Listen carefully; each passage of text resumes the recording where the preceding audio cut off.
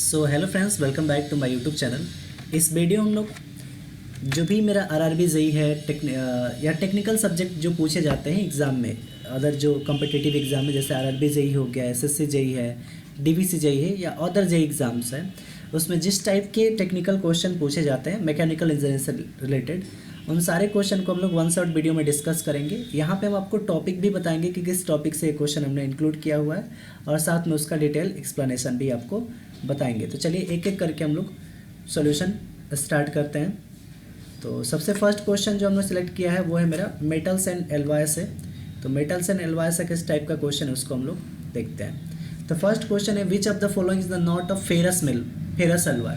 Ferrous alloy वो होते हैं जिसमें आयरन होता है, जिसमें आयरन की मौजूदगी होती है, वो मेरा क्या होता है, फेरस एलॉय होता है। तो हमें बताना है नॉट, यानी कौन सा ऐसा मेरा एलॉय है जिसमें आयरन नहीं है। तो जैसे स्टेनलेस स्टील होता है, तो स्टील तब बनता है जब हम आयरन में कुछ मात्रा में कार्बन मिला देते हैं, तो मेरा क्या मिलता है, स्टेनलेस स्टील। कास्ट आयरन भी जो होता है, इसमें हम लोग क्या मिला देते हैं, कास्ट आयरन में हम लोग आयरन तो है ही इसमें, और कुछ टाइप का यहाँ पे क्या आ जाता है, कार्बन आ जाता है। ब्रास जो होता है वो कॉपर और जिंक का एलॉय होता है। और माइल्ड स्टील, ये भी टाइप ऑफ स्टील है, तो इसमें भी आयरन आपका और plus some amount of carbon होगा। तो हमें बताना है कि किसमें ferrous not a ferrous alloy, यानी किसमें आयरन नहीं है। तो किसमें आयरन नहीं है, आपका ब्रास में। तो ऑप्शन नंबर सी यहाँ पे करेक्ट हो जाएगा। सेकेंड क्वेश्चन देखते हैं, the main constituent of brass. तो देखिए ब्रास का भी हम क्या बताएं, कॉपर और जिंक। तो यहाँ पे देख लीजिए ऑप्शन नंबर ए हो जाएगा, कॉपर और जिंक हो जाएगा। तो यहाँ पे ऑप्शन नंबर ए आपका करेक्ट आंसर हो जाएगा। नेक्स्ट क्वेश्चन पे हम लोग चलते हैं। तो थर्ड क्वेश्चन इसमें है which alloy is use for making cutting tools. तो किस एलॉय का हम लोग यूज करते हैं कटिंग टूल बनाने के लिए। तो देखिए ब्रोंज है, स्टेनलेस स्टील है, हाई स्पीड स्टील है, एचएसएस जिसको बोलते हैं, एल्यूमिनियम एलॉय।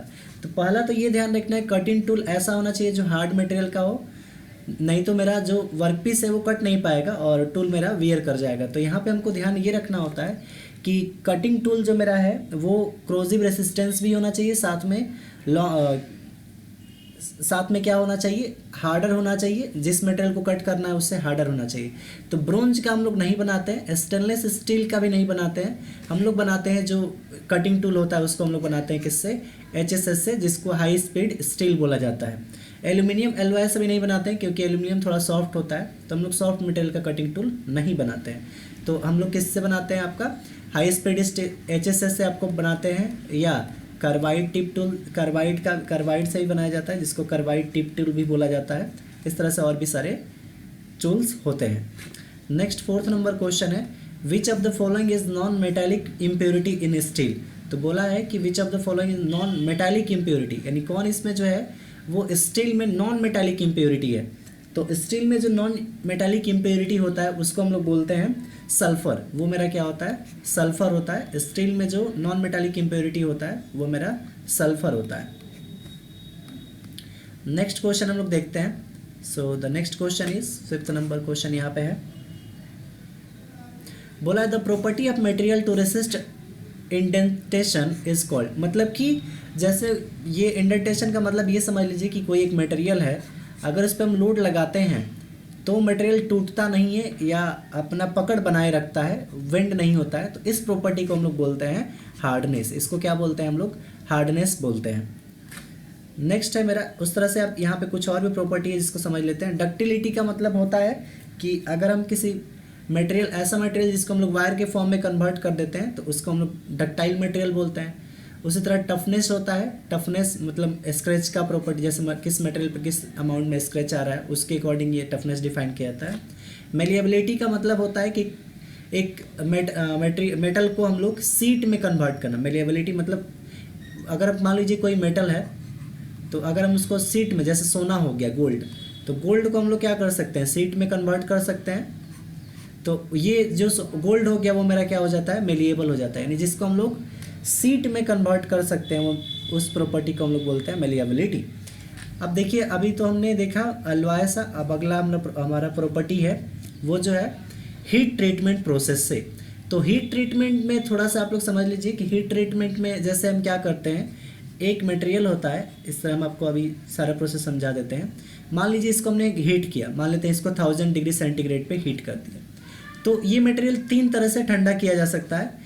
एक तो आप क्या करेंगे, क्लोज पाथ में या क्लोज जहाँ पे एयर नहीं है वहाँ पे इस मटेरियल को ऐसे ही रख दीजिए हीट में जो 1000 पे है, तो इसको ठंडा होने में काफ़ी टाइम लगेगा, बट जब ये ठंडा हो जाएगा तो इसमें स्ट्रेस रिलीफ हो जाएगा, मतलब स्ट्रेस इसमें बहुत कम अमाउंट में रह जाएगा। तो इस प्रोसेस को बोला जाता है एनीलिंग। इसको क्या बोलते हैं, एनीलिंग बोलते हैं। जब इसी मटेरियल को हम लोग क्या करते हैं, जब इसी मटेरियल को हम लोग एयर में छोड़ देते हैं, किस में छोड़ देते हैं, एयर में ठंडा होने के लिए छोड़ देते हैं, तो ये तो कंफर्म है कि यहाँ पे जो ये क्लोज पाथ में रखे हुए उससे जितना जल्दी ठंडा हुआ है, जितना टाइम में ठंडा हुआ उससे जल्दी यहाँ पे ठंडा होगा। तो इस प्रोसेस को हम लोग बोलते हैं, इस प्रोसेस को नॉर्मलाइजिंग, इसको बोलते हैं हम लोग नॉर्मलाइजिंग। और अगर हम क्या करते हैं, इसी मटेरियल को उठा के जो 1000 डिग्री पे है उसको वाटर में या पानी में डिप करा देते हैं, जिससे मटेरियल ठंडा हो जाता है, तो ये जो मटेरियल है इस प्रोसेस को हम लोग बोलते हैं हार्डनिंग। इसको क्या बोलते हैं हम लोग, हार्डनिंग बोलते हैं। तो ये मेरा हीट ट्रीटमेंट का प्रोसेस होता है, 3 जो मैंने आपको मेन प्रोसेस बताया है। तो चलिए अब हम लोग इस क्वेश्चन को समझते हैं। क्वेश्चन में क्या बोला है, the property of heating steel above the upper critical temperature and then cooling it slowly in the furnace is called. तो अगर हम इसको क्या करते हैं, एक मटेरियल जो है बोला है कि स्टील को हम हीट करते हैं और उसके अपर क्रिटिकल टेम्परेचर यानी बहुत अमाउंट में हीट कर देते हैं और फिर उसको कूल करते हैं स्लोली इन द फर्नेस, यानी फर्नेस में रख के उसको कूल करते हैं, तो उस प्रोसेस को क्या बोला जाता है।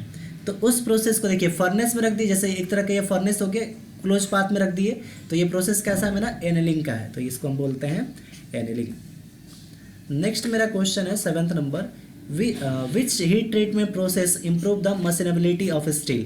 तो बोला है कि स्टील का मशीनेबिलिटी बढ़ाने के लिए कौन सा हीट ट्रीटमेंट का प्रोसेस हम लोग अपनाते हैं। तो वो मेरा जो होता है वो एनीलिंग का ही प्रोसेस होता है। तो मशीनेबिलिटी बढ़ाने के लिए हम लोग, स्टील का मशीनेबिलिटी बढ़ाने के लिए हम लोग क्या करते हैं, एनीलिंग करते हैं। एनीलिंग करने से मेरा क्या हो जाता है, स्ट्रेस काफ़ी अमाउंट में रिलीज हो जाता है, तो जिससे हम लोग उस मटेरियल पे कोई मशीनिंग वर्क करना है तो आसानी से हम लोग कर सकते हैं। तो वो किस प्रोसेस के थ्रू हम लोग उस स्ट्रेस को रिलीव कर सकते हैं, एनीलिंग प्रोसेस से। तो यहाँ पे करेक्ट आंसर हो जाएगा आपका एनीलिंग। नेक्स्ट क्वेश्चन है 8th नंबर, बोला है the purpose of tempering is to. तो अगर हम लोग टेम्परिंग करते हैं, टेम्परिंग तो इसमें क्या हो जाता है। तो पहला ऑप्शन यहाँ पे इंक्रीज हार्डनेस। तो तब देखिए, जब एक हॉट मटेरियल को हम लोग टेम्परिंग करते हैं यानी वाटर में डिबो देते हैं, तो ये मटेरियल हार्ड हो जाता है, तो ठीक है हार्डनेस बढ़ेगा। रिड्यूस ब्रिटलनेस, तो इसका जो है ब्रिटलनेस नहीं बढ़ता है। ब्रिटल का मतलब होता है कि तुरंत तो मटेरियल टूट जाएगा, ब्रिटलनेस नहीं बढ़ता है। इंक्रीज यहाँ पे क्या है, इंक्रीज डक्टिलिटी। अच्छा, टेम्परिंग करने से डक्टिलिटी आपका यहाँ पे नहीं बढ़ता है, टेम्परिंग करेंगे तो मटेरियल हार्ड हो जाए, तो थोड़ा सा इसमें कन्फ्यूजन है। मे बी ऑप्शन नंबर ए आपका सही है यहाँ पे। नेक्स्ट क्वेश्चन हम लोग देखते हैं, question number 9th। Question number 9 है, in case hardening is done to increase the hardness of. Case hardening हम लोग किस लिए करते हैं, किसका हार्डनेस बढ़ाने के लिए हम लोग केस हार्डनिंग करते हैं। तो जो मेरा मटेरियल का सरफेस होता है उसका हार्डनेस बढ़ाने के लिए हम लोग क्या करते हैं, केस हार्डनिंग करते हैं। तो सरफेस ऑफ मटेरियल को हार्डर बनाने के लिए हम लोग क्या करते हैं, केस हार्डनिंग का प्रोसेस यूज करते हैं। नेक्स्ट क्वेश्चन है, which of the following is not a heat treatment process. तो इसमें कौन जो है वो हीट ट्रीटमेंट प्रोसेस नहीं है। तो हीट ट्रीटमेंट प्रोसेस इसमें से कौन सा नहीं है ये बताना है। तो देखिए, कार्बोराइजिंग एक हीट ट्रीटमेंट प्रोसेस होता है, नाइट्राइडिंग भी हीट ट्रीटमेंट प्रोसेस है, क्विंचिंग भी एक हीट ट्रीटमेंट प्रोसेस है। लेकिन गैल्वेनाइजिंग क्या होता है, गैल्वेनाइजिंग मतलब एक मटेरियल पे दूसरे मटेरियल का हम लोग परत चढ़ाते हैं, तो वो मेरा हीट ट्रीटमेंट प्रोसेस नहीं होता है। तो मेरा करेक्ट आंसर यहाँ पे सी हो जाएगा। यहाँ पे नॉट पूछा है तो यहाँ पे करेक्ट आंसर आपका सी हो जाएगा, गैल्वेनाइजिंग। नेक्स्ट क्वेश्चन हम लोग देखते हैं। अब ये है मेरा ड्राई सैंड मोल्ड कास्टिंग से। ड्राई सैंड मोल्ड कास्टिंग, जैसे हम लोग मोल्ड बनाते हैं, जैसे मान लीजिए कोई मटेरियल का स्ट्रक्चर इस तरह का बनाना है, तो पहले तो उसका मोल्ड बनाना होगा, एक मोल्ड बनाना होगा। तो मोल्ड के लिए क्या करते हैं हम लोग, रेत ले सैंड लेते हैं और सैंड में ही मोल्ड बनाते हैं, 2 तरह के पार्ट में कर देते हैं इसको, और उसमें हम लोग क्या करते हैं, फिलर मटेरियल डालते हैं और फिर मेरा क्या बन जाता है, जो रिक्वायर्ड शेप होता है वो मिल जाता है। तो इसमें बोला है dry sand mould casting is useful, तो किसके लिए हम लोग यूज करते हैं, तो ध्यान ये रखना है कि ड्राई सैंड जो मोल्ड कास्टिंग है वो स्मॉल कास्टिंग के लिए भी, लार्ज कास्टिंग के लिए भी, कम्प्लेक्स शेप के लिए भी एंड ऑल ऑफ दी सबके लिए भी यूज किया जा सकता है। बट अगर पूछा जाए स्पेशली किसके लिए, तो ड्राई सैंड मोल्ड कास्टिंग जो होता है स्पेशली लार्ज कास्टिंग के लिए ही किया जाता है। नेक्स्ट क्वेश्चन देखते हैं हम लोग 12th नंबर। तो 12th नंबर क्वेश्चन है the main advantage of dry sand mould casting is, तो ड्राई सैंड मोल्ड कास्टिंग का मेन एडवांटेज क्या है, तो देखिए सैंड का यूज कर रहे हैं तो कॉस्ट तो कम लगेगा, सही है। हाई डायमेंशनल एक्यूरेसी, अब सैंड का हम लोग यूज करते हैं तो कहीं पे भी जो है हम लोग आसानी से उसको क्या कर सकते हैं, मतलब उसका डायमेंशन अगर चेंज भी करना होगा या एक्यूरेसी उसको बनाए रखना है तो वो भी हम लोग कर सकते हैं। तो हाई डायमेंशन एक्यूरेसी भी मिलेगा, बेटर सरफेस फिनिश मिलेगा क्योंकि सैंड है तो सरफेस फिनिश अच्छा देगा, और साथ में क्या होगा ऑल ऑफ दिस, मतलब कि इसमें सारे जो है ये फैसिलिटी मिल जाते हैं किसमें, ड्राई सैंड मोल्ड कास्टिंग में। नेक्स्ट क्वेश्चन देखते हैं हम लोग 13 नंबर। 13 नंबर क्वेश्चन है the blender use to in dry sand mould is, तो ब्लेंडर किस टाइप का ब्लेंडर यूज होता है, तो उसमें हम लोग क्या यूज़ करते हैं, क्ले यूज़ करते हैं, क्या यूज़ करते हैं, क्ले का यूज करते हैं। 14th नंबर क्वेश्चन है dry sand mould are baked at a temperature of, तो कितने टेम्परेचर पर ड्राई सैंड मोल्ड को बैक्ड किया जाता है, तो ये मेरा जो है 200 से 300 डिग्री सेंटीग्रेड पे किया जाता है। काफ़ी इंपॉर्टेंट क्वेश्चन है ये, इसको आपको डाटा याद रखना है। चलिए तो नेक्स्ट क्वेश्चन पे हम लोग चलते हैं। नेक्स्ट क्वेश्चन है 15th नंबर, बोला है which of the following is a disadvantage of dry sand moulding, तो ड्राई सैंड मोल्डिंग का डिसएडवांटेज क्या है। सॉरी अभी हमने एक चीज़ बताया था आपको यहाँ पे सरफेस, एक चीज़ और ध्यान रखना है यहाँ पे, ये the main advantage of dry sand moulding, तो ड्राई सैंड मोल्डिंग का सरफेस फिनिश अच्छा नहीं मिल पाता है, ये थोड़ा सा रॉन्ग हो गया है यहाँ पे, ये सी ऑप्शन आप काट दीजिए, यहाँ पे सी ऑप्शन नहीं होगा क्योंकि रेत है, तो रेत की वजह से वहाँ पे क्या होगा, थोड़ा सा खुरदरापन दिखेगा, तो सरफेस तो फिनिश ज़्यादा साफ नहीं दिखेगा, तो बेटर सरफेस फिनिश इसमें नहीं मिलता है। इसमें पूछा है which of the following is a disadvantage of dry sand moulding, तो बोला है हाई प्रोडक्शन रेट, तो प्रोडक्शन रेट हाई तो होता ही है, डिसएडवांटेज पूछा है आपसे, high moisture content, poor surface finish, हाँ तो यहाँ पे डिसएडवांटेज इसका क्या है कि सरफेस फिनिश अच्छा नहीं हो पाता है, पुअर सरफेस फिनिश। अगला है डाई कास्टिंग से मेरा क्वेश्चन है, तो डाई कास्टिंग से क्या क्वेश्चन है उसको देखते हैं हम लोग। 16th नंबर क्वेश्चन में बोला है die casting is suitable for, तो किसके लिए सुटेबल है, फेरस और नॉन फेरस मेटल के लिए, तो जो डाई कास्टिंग होता है ये जनरली आपको नॉन फेरस के लिए ही सुटेबल होता है, फेरस के लिए ज़्यादातर सुटेबल नहीं होता है, तो ये किसके लिए है, नॉन फेरस मेटल्स के लिए मेरा जो है डाई कास्टिंग सुटेबल होता है। नेक्स्ट क्वेश्चन देखते हैं हम लोग। अगला क्वेश्चन है 17 number, the pressure used in die casting is typically, तो जो प्रेशर यूज होता है डाई कास्टिंग में, डाई कास्टिंग में होता क्या है कि हम लोग क्या बना लेते हैं, एक जो भी हमारा शेप चाहिए उस तरह का एक डाई बना लेते हैं, जो भी शेप चाहिए उस तरह का एक डाई बना लेंगे और इधर से हम लोग मटेरियल को फिल करेंगे और एक यहाँ पे क्या लगाएंगे, प्लंजर लगा देंगे, जिससे हम क्या देंगे, प्रेशर मारेंगे, क्योंकि यहाँ से जो मेरा मोल्टेन मेटल आएगा तो उसको यहाँ पे डाई तक पहुँचाना होगा सही से, तो ये मेरा क्या होगा, डाई है, तो मान लीजिए इस शेप का मटेरियल चाहिए, तो हम क्या करेंगे, यहाँ पे प्रेशर, इस प्लंजर से प्रेशर लगा के यहाँ पे मोल्ड को पहुँचाएंगे ताकि ये पूरी अच्छे तरीके से यहाँ पे फिट हो जाए। तब तक प्रेशर लगाते हैं जब तक ये मटेरियल जो मेरा है वो एक सॉलिड स्टेट में ना आ जाए। तो यही पूछ रहा है कि यहाँ से ये जो प्लंजर से जो प्रेशर लगता है वो प्रेशर अप्रोक्स होता कितना है, तो वो जो प्रेशर होता है 50 to 150 मेगा पास्कल का होता है, 50 to 150 मेगा पास्कल का, तो ऑप्शन नंबर बी मेरा करेक्ट होगा। 18th नंबर क्वेश्चन है which of the following is not a type of die casting, तो पूछा है नॉट, कौन इसमें डाई कास्टिंग का टाइप नहीं है, तो 18th नंबर क्वेश्चन को हम लोग देखते हैं। इसमें बोला है हॉट चेम्बर डाई कास्टिंग, तो हॉट चेम्बर डाई कास्टिंग होता है। बोला है कोल्ड चेम्बर डाई कास्टिंग, ये भी होता है।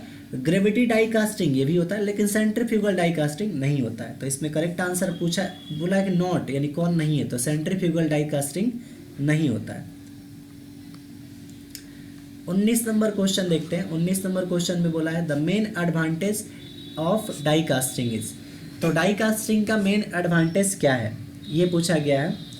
तो पहला है हाई प्रोडक्शन रेट। तो देखिए डाई कास्टिंग का जब हम लोग यूज करते हैं तो हमें हाई प्रोडक्शन रेट मिलता है, हाई डायमेंशनल एक्यूरेसी भी मिलता है और गुड सरफेस फिनिश भी मिलता है। किसके द्वारा? डाई कास्टिंग के द्वारा, क्योंकि इसमें मेटल का यूज होता है तो सरफेस फिनिश भी अच्छा मिलेगा। तो ये ऑल ऑफ दीज इसमें करेक्ट आंसर हो जाएगा। करेक्ट आंसर इसका क्या होगा? ऑल ऑफ दीज हो जाएगा। 20 नंबर क्वेश्चन है which of the following metal is commonly used in die casting. तो बोला है which of the following metal is commonly use in die casting. तो कौन सा मेटल का अधिकतर हम लोग यूज करते हैं डाई कास्टिंग में? तो एल्यूमिनियम का भी यूज डाई कास्टिंग में यूज होता है, जिंक का भी यूज होता है, मैग्नीशियम का भी यूज होता है और हमारा ऑल ऑफ दीज इसमें हो जाएगा। बस ध्यान रखना है कि ज़्यादातर इसमें क्या बोलते हैं नॉन फेरस का यूज किया जाता है, बाकी ये सब भी यूज किए जाते हैं अधिकतर।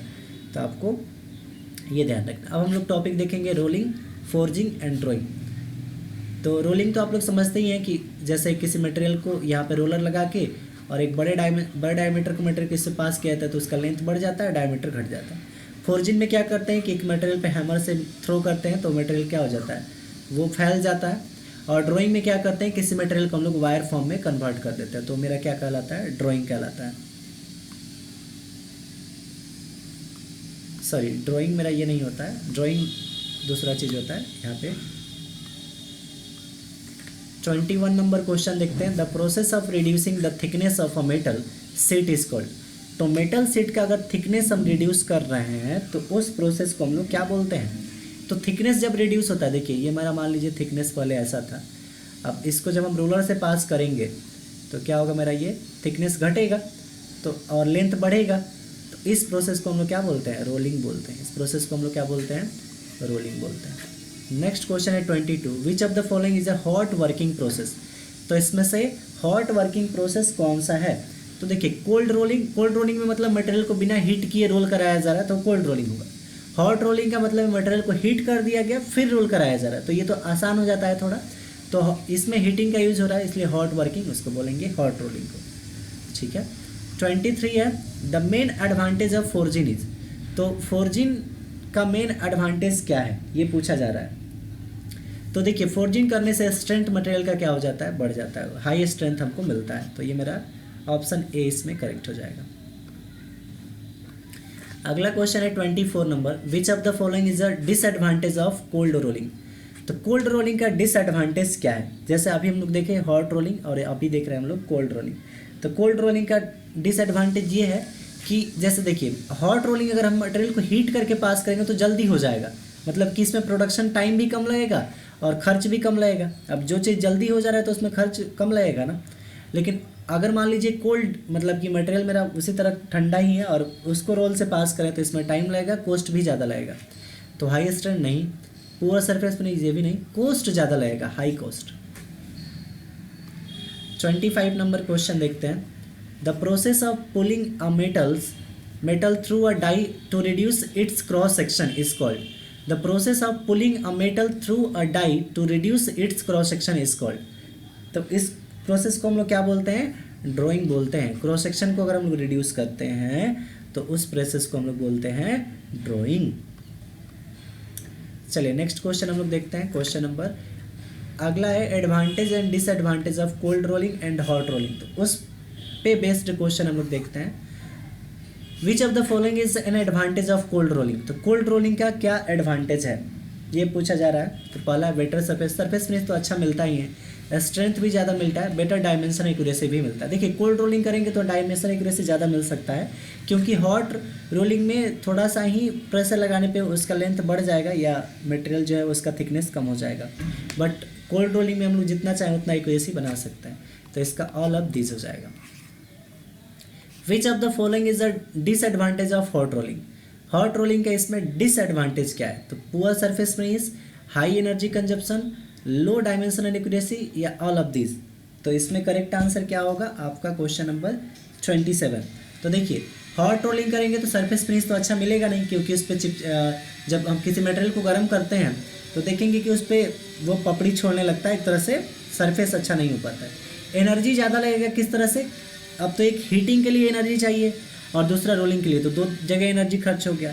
लो डायमेंशनल एक्यूरेसी, तो डायमेंशनल एक्यूरेसी लो क्यों होगा, क्योंकि उसको तो फिर मेरा क्या करना होगा, सरफेस फिनिश करेंगे तो फिर उसका डायमेंशन कुछ ना कुछ रिड्यूस हो जाएगा। तो यहाँ पे ऑल ऑफ दिस मेरा करेक्ट हो जाएगा।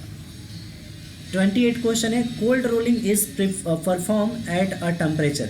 कोल्ड रोलिंग जो होता है वो रिक्रिस्टलाइजेशन टेम्परेचर से बिलो में किया जाता है। ये किसके लिए है, कोल्ड रोलिंग के लिए, और ये मेरा हॉट रोलिंग के लिए। तो अगर रिक्रिस्टलाइजेशन टेम्परेचर से ज़्यादा पे अगर कोई वर्क किया जाता है तो उसको किया जाता है, उसको कहते हैं हॉट रोलिंग, और रिक्रिस्टलाइजेशन टेम्परेचर से कम पे करते हैं तो उसको बोलते हैं कोल्ड रोलिंग। चलिए नेक्स्ट क्वेश्चन देखते हैं 29 नंबर क्वेश्चन है, which of the following is not a disadvantage of cold rolling. तो इसमें कोल्ड रोलिंग का कौन डिसएडवांटेज नहीं है, तो देखिए हाई कॉस्ट तो कोल्ड रोलिंग में लगता है, ये तो ठीक है। सरफेस पुअर सरफेस फिनिश, देखिए कोल्ड रोलिंग करते हैं तो सरफेस फिनिश तो अच्छा मिलता है, तो ये मेरा डिसएडवांटेज नहीं है, ये poor surface finish. 30 number question है, hot rolling is perform at a temperature. तो एबव द रिक्रिस्टलाइजेशन टेम्परेचर, अभी हमने बताया इसको। अब अगला आ गया है आपका वेल्डिंग से, arc welding, gas welding and thermit welding. तो बोला है इसमें question first number, which of the following is a type of arc welding. तो इसमें कौन जो एक आर्क वेल्डिंग का टाइप है, तो आर्क वेल्डिंग का कौन सा इसमें टाइप है हमको ये बताना है। तो देखिए MIG welding, TIG welding, sealed metal arc welding, all of the, ये सारे जो होते हैं वो आर्क वेल्डिंग के ही टाइप है। मिग में कंज्यूमेबल इलेक्ट्रोड का यूज होता है और टिग में नॉन कंज्यूमेबल इलेक्ट्रोड का यूज होता है। टिग का फुल फॉर्म होता है टंगस्टन इनर्ट गैस वेल्डिंग, और मिग का फुल फॉर्म होता है metal inert gas welding. MIG में कंज्यूमेबल इलेक्ट्रोड यूज होता है और टिग में नॉन कंज्यूमेबल इलेक्ट्रोड यूज होता है। काफ़ी इंपॉर्टेंट क्वेश्चन है। तो यहाँ पे बोला है सारे कौन सा टाइप है, तो ये सब जो है वो आर्क वेल्डिंग के टाइप होते हैं। The gas use in gas welding is, बोला है कि गैस वेल्डिंग में कौन कौन से गैस यूज किए जाते हैं। तो दो तरह के गैस यूज होते हैं आपके पास, ऑक्सीजन और एसिटिलीन, ऑक्सीजन और एसिटिलीन। नेक्स्ट हम लोग देखते हैं 33 नंबर क्वेश्चन जो है वो क्या बोला है, thermit welding is use for joining. तो बोला है थर्मिट वेल्डिंग किसके ज्वाइनिंग के लिए हम लोग यूज़ करते हैं। तो देखिए स्टील रेल, मतलब रेलवे का जो पटरी होता है, देखेंगे वहाँ पे क्या किया जाता है, यहाँ पे फिर यहाँ पे एक बड़ा सा मशीन लगा के उसमें मतलब हीटिंग किया जाता है और फिर ये जुट जाता है, इसी को बोलते हैं हम लोग थर्मिट वेल्डिंग। तो ये मेरा स्टील रेल्स के लिए यूज़ किया जाता है। अगला है 34 number, the main advantage of arc welding is. तो आर्क वेल्डिंग का मेन एडवांटेज क्या है ये बताना है। तो हाई, बोला है high deposition rate, low cost, suitable for all material, या ऑल ऑफ दिस। तो 34 का करेक्ट आंसर आपका क्या हो जाएगा, ऑल ऑफ दिस हो जाएगा। इसका डिपोजिशन रेट हाई होता है, कॉस्ट भी कम लगता है, और सुटेबल फॉर ऑल मेटल्स के लिए भी हम लोग वेल्डिंग कर सकते हैं आर्क वेल्डिंग का। 35 नंबर है, which of the following is a disadvantage of gas welding. तो गैस वेल्डिंग का डिसएडवांटेज क्या होता है। तो गैस वेल्डिंग का डिसएडवांटेज देखिए, पहला लो डिपोजिशन रेट, तो हाँ डिपोजिशन रेट स्लो होता ही है। हाई हीट इनपुट, तो इनपुट तो ज़्यादा लगता ही है, क्योंकि गैस वेल्डिंग में हीट दे के ही मटेरियल को पिघला देना है पूरा। लिमिटेड टू थिन शीट, हाँ तो गैस वेल्डिंग जो होता है वो लिमिटेड, मतलब सारे मटेरियल को वेल्ड नहीं किया जा सकता गैस वेल्डिंग से। तो यहाँ पे ऑल ऑफ दिस इसका जो है वो डिसएडवांटेज है। चलिए अगला टॉपिक जो है मेरा वो है कटिंग टूल से। तो कटिंग टूल में क्या पूछा है आपसे, विच of the following is a single point cutting tool. तो बोला है सिंगल पॉइंट कटिंग टूल इसमें से कौन सा है। तो पहला ड्रिल देखिए मल्टी पॉइंट कटिंग टूल होता है, मिलर कटल भी मल्टी होता है। लेथ टूल देखते हैं ना, वो एक तरह से ये मेरा मान लीजिए कोई मटेरियल रिवॉल्व कर रहा होता है, तो यहाँ पे हम क्या करते हैं, एक पॉइंट को यहाँ पे सटा देते हैं तो वो एक ही पॉइंट से कट करते जाता है, तो इसको हम लोग लेथ टूल को ही बोलते हैं single point cutting tool. Drill हो गया, मिलिंग हो गया और ग्राइंडिंग हो गया, ये सब क्या है मेरा मल्टी पॉइंट कटिंग टूल है। तो करेक्ट आंसर आपका सी हो जाएगा। 37 नंबर क्वेश्चन देखते हैं हम लोग। The angle between the flank and the rake face of cutting tool is called. तो बोल रहा है कि फ्लैंक एंड रेक फेस के बीच का जो एंगल होता है कटिंग टूल में, उसको किस नाम से जाना जाता है। जैसे मेरे पास कोई कटिंग टूल होता है, ये मान लीजिए आपके पास वर्कपीस है, तो यहाँ पे टूल लगाएंगे, यहाँ पे टूल लगाएंगे तो मटेरियल क्या होगा, कटेगा, और कट के इस तरह से ऊपर जाएगा। यहाँ पे मेरा क्या लगा हुआ है, टूल लगा हुआ है, मटेरियल कट के ऊपर आएगा। तो यहाँ का जो एंगल होता है उसको फ्लैंक एंगल बोलते हैं, ये फ्लैंक एंगल होता है। और यहाँ पे जो एंगल बनता है 90 डिग्री के झुकाव पे, वो मेरा रेक एंगल होता है। इसके बीच वाले एंगल को हम लोग क्या बोलते हैं, तो इसके बीच के एंगल को बोला जाता है वेज, वेज बोला जाता है। इसके बीच को क्या बोलते हैं हम लोग, वेज एंगल बोलते हैं। उसको क्या बोलते हैं हम लोग, wedge angle. Option number D इसमें करेक्ट होगा। 38 नंबर क्वेश्चन है, which of the following is not a material use for cutting tool. इसमें से कौन सा कटिंग टूल के लिए यूज नहीं होता है। तो देखिए हाई स्पीड जो है वो कटिंग टूल है ही, अभी बताए थे कार्बाइड भी होता है, डायमंड भी होता है, लेकिन एल्यूमिनियम का यूज़ नहीं करते हैं क्योंकि ये सॉफ्ट होता है। तो करेक्ट आंसर इसमें नॉट पूछा था, तो ऑप्शन नंबर डी हो जाएगा। 39 नंबर क्वेश्चन है, the main advantage of carbide cutting tool is. तो कार्बाइड कटिंग टूल का मेन एडवांटेज क्या है, तो हार्डनेस जो होता है कार्बाइड कटिंग टूल का वो बहुत ज़्यादा हार्ड होता है। वो हाई बियर रेसिस्टेंस, तो रेसिस्टेंस काफ़ी ज़्यादा बियर कर सकता है। High temperature resistance, carbide tip tool है तो टेम्परेचर रेसिस्टेंस काफ़ी ज़्यादा बियर कर सकता है। तो यहाँ पे all of this correct answer हो जाएगा। 40 नंबर क्वेश्चन है, which of the following is a multi point cutting tool. इसमें से कौन जो है वो मल्टी पॉइंट कटिंग टूल है। तो देखिए आपको ध्यान रखना है, लेथ जो है वो तो सिंगल है, सिंगल पॉइंट कटिंग टूल है। ड्रिल मल्टी पॉइंट टूल है और grinding multi point tool, both A and C. Option number D में ये है। अब आगे हम लोग चलते हैं, मेजरिंग टूल से जो क्वेश्चन है उसको देखते हैं। क्वेश्चन है, which of the following is use to measure external dimension. तो एक्सटर्नल डायमेंशन मेजर करने के लिए हम लोग किसका यूज करते हैं। तो देखिए वर्नियर कैलिपर से भी हम लोग एक्सटर्नल डायमीटर मेजर कर सकते हैं, माइक्रोमीटर इससे भी हम लोग एक्सटर्नल डायमीटर मेजर कर सकते हैं। तो both B and A and B हो जाएगा। बोला the list count of vernier caliper. तो वर्नियर कैलिपर का लिस्ट काउंट क्या होता है, तो वो होता है 0.01 mm, 0.01 mm होता है इसका, 0.01 mm। अगला क्वेश्चन हम लोग देखते हैं, 43 नंबर क्वेश्चन। बोला है, which of the following is use to measure internal dimension. तो इंटरनल डायमेंशन मेजर करने के लिए किसका यूज़ करते हैं, तो इनसाइड माइक्रोमीटर से भी हम लोग इंटरनल डायमीटर मेजर कर सकते हैं, और वर्नियर कैलिपर से भी इंटरनल डायमीटर मेजर कर सकते हैं। जैसे मान लीजिए कि मेरे पास एक पाइप है, इसका मेजर करना है इंटरनल डायमीटर, तो हम लोग जो मेरा वर्नियर कैलिपर इसमें ऐसे लगा देंगे, ऐसे यहाँ पे फिट कर देंगे वर्नियर कैलिपर, तो यहाँ पे मेरा रीडिंग आ जाएगा इसमें। तो यहाँ पे बता देगा कि किसका डायमीटर कितना है, इंटरनल डायमेंशन कितना है। उसी तरह माइक्रोमीटर को भी हम लगा के यहाँ पे इसको मेजर कर सकते हैं। तो बोथ ए एंड बी इसमें भी हो जाएगा। Correct answer option number C. 44 number question है, the list count of micrometer is. तो किसी एक माइक्रोमीटर का लिस्ट काउंट कितना होता है, तो least count of micrometer is, micrometer का जो लिस्ट काउंट होता है वो मेरा 0.01 mm ही होता है, 0.01 mm। 45 नंबर क्वेश्चन है, which of the following is use to measure depth.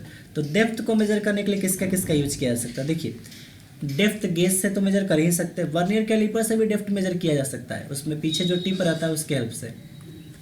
Micrometer से भी मेजर कर सकते हैं, यहाँ पे ऑल ऑफ दीज हो जाएगा। अगर आपको डेप्थ मेजर करना है तो हम लोग ये सारे इक्विपमेंट से कर सकते हैं।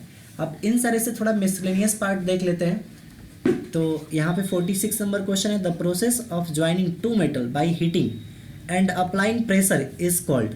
बोला है वैसा प्रोसेस जिसमें दो मेटल को ज्वाइंट करते हैं बाय हीटिंग और प्रेशर को अप्लाई करके, तो उस प्रोसेस को हम लोग क्या बोलते हैं, वेल्डिंग बोलते हैं ना, उसको बोलते हैं हम लोग वेल्डिंग।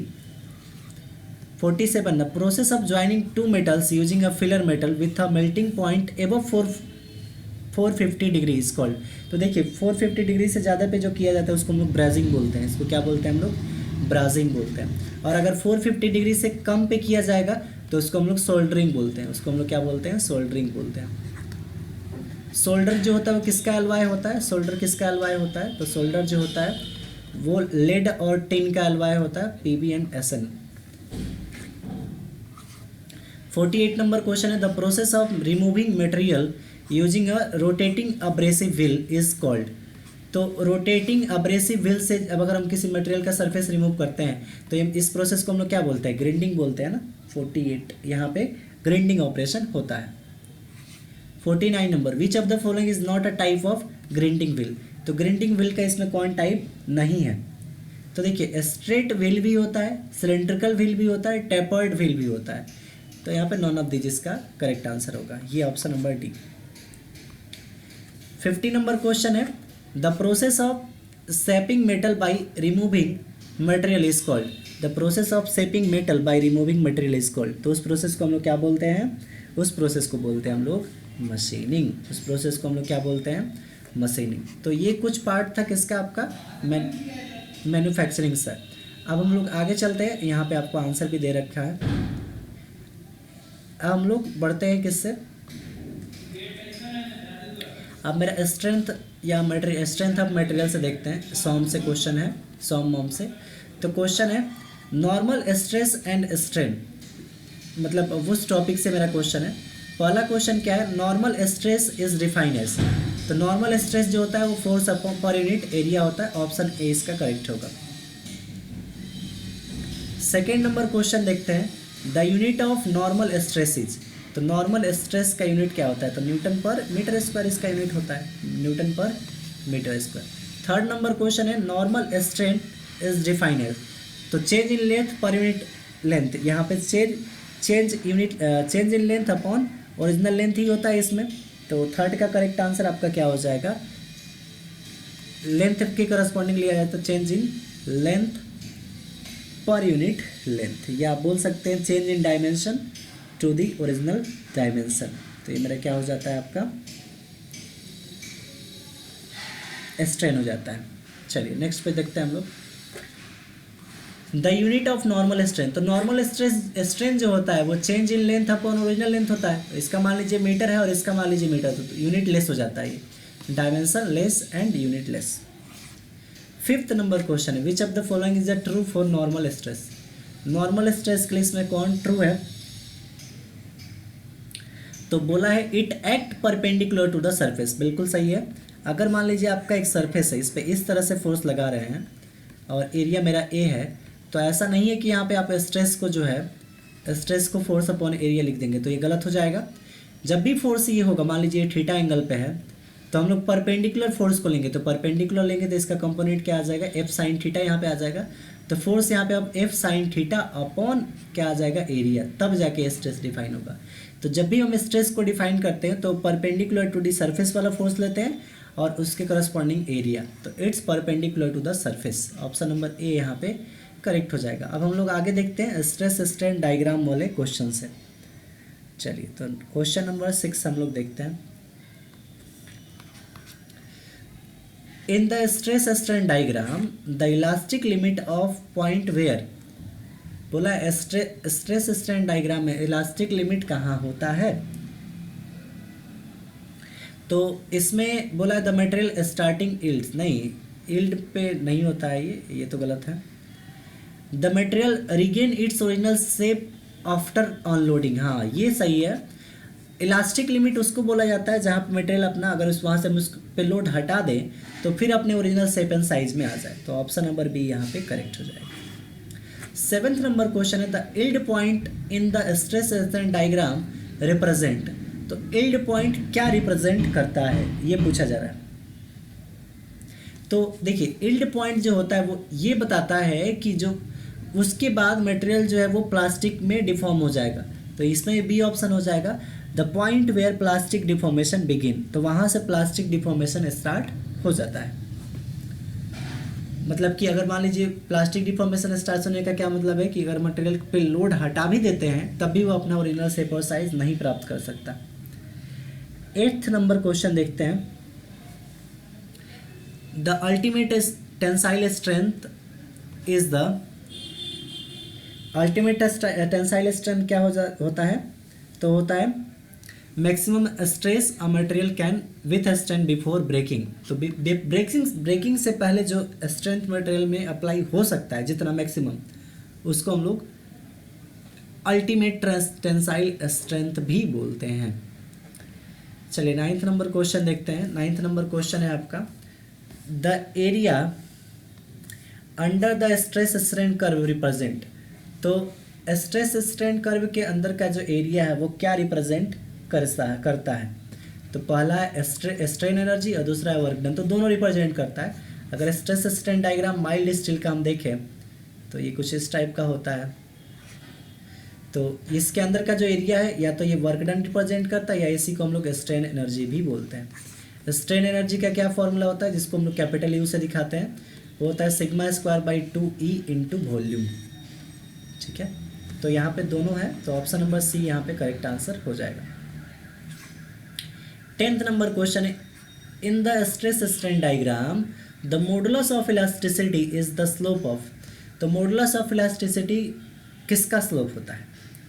तो इसका करेक्ट आंसर आपको हो जाएगा द इलास्टिक रीजन का। मॉडुलस ऑफ, ये ध्यान रखिए, मॉडुलस ऑफ इलास्टिसिटी जो है वो किसका, इलास्टिक, यहाँ पे आ रहा है इलास्टिक रीजन का ही ये होता है मेरा क्या स्लोप होता है। स्लोप का आने का मतलब क्या है, जैसे हम लोग स्ट्रेस स्ट्रेन डायग्राम देखते हैं तो हम लोग नीचे क्या रखते हैं, यहाँ पे स्ट्रेन रखते हैं और यहाँ पे क्या रखते हैं, स्ट्रेस रखते हैं। तो स्लोप मेरा, अगर मान लीजिए किसी का भी स्लोप हम लोग निकालते हैं तो स्लोप क्या होता है, वाई बाई एक्स के टर्म में निकालते हैं। तो अगर मॉडुलस ऑफ इलास्टिसिटी को स्लोप बोला जा रहा है, मॉडुलस ऑफ इलास्टिसिटी मेरा कैपिटल ई से दिखाया जाता है, तो वाई एक्सिस पे यहाँ पे क्या है, स्ट्रेस है, सॉरी यहाँ पे स्ट्रेन रहता है और यहाँ पे स्ट्रेस रहता है, तो स्ट्रेस अपॉन स्ट्रेन। तो स्ट्रेस अपॉन स्ट्रेस जो मेरा होता है वो क्या होता है, मॉडुलस ऑफ इलास्टिसिटी होता है, और ये किस रीजन का होता है, इलास्टिक रीजन का होता है स्लोप।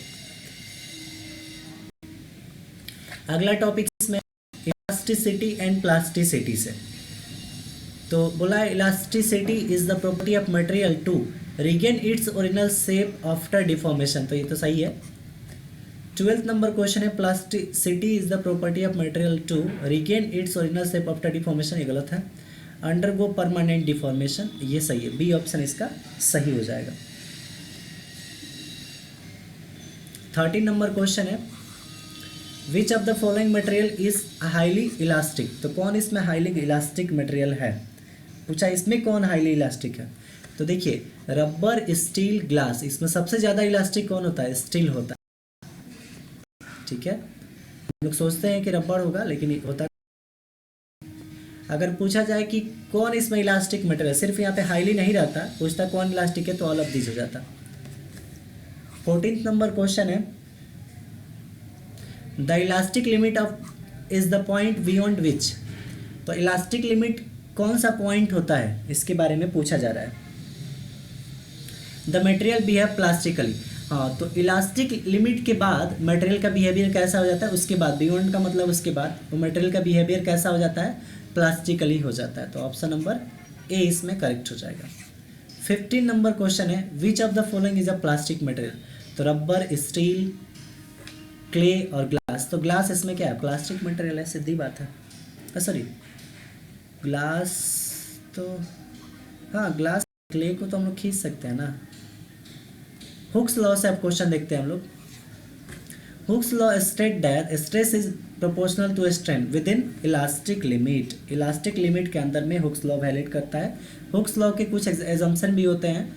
तो एजम्पशन क्या क्या होते हैं, पहला तो ये ध्यान रखिए कि केमिकल कंपोजिशन जो होना चाहिए हर एक पॉइंट पे सेम, जैसे ये मटेरियल है तो सारे पॉइंट पे केमिकल कंपोजिशन सेम होना चाहिए। मटेरियल जो मेरा आइसोट्रॉपिक होना चाहिए और होमोजीनियस होना चाहिए, और साथ में स्ट्रेस कंसंट्रेशन नहीं होना चाहिए। ये सब इसका हुक्स लॉ का एजम्पशन कुछ है।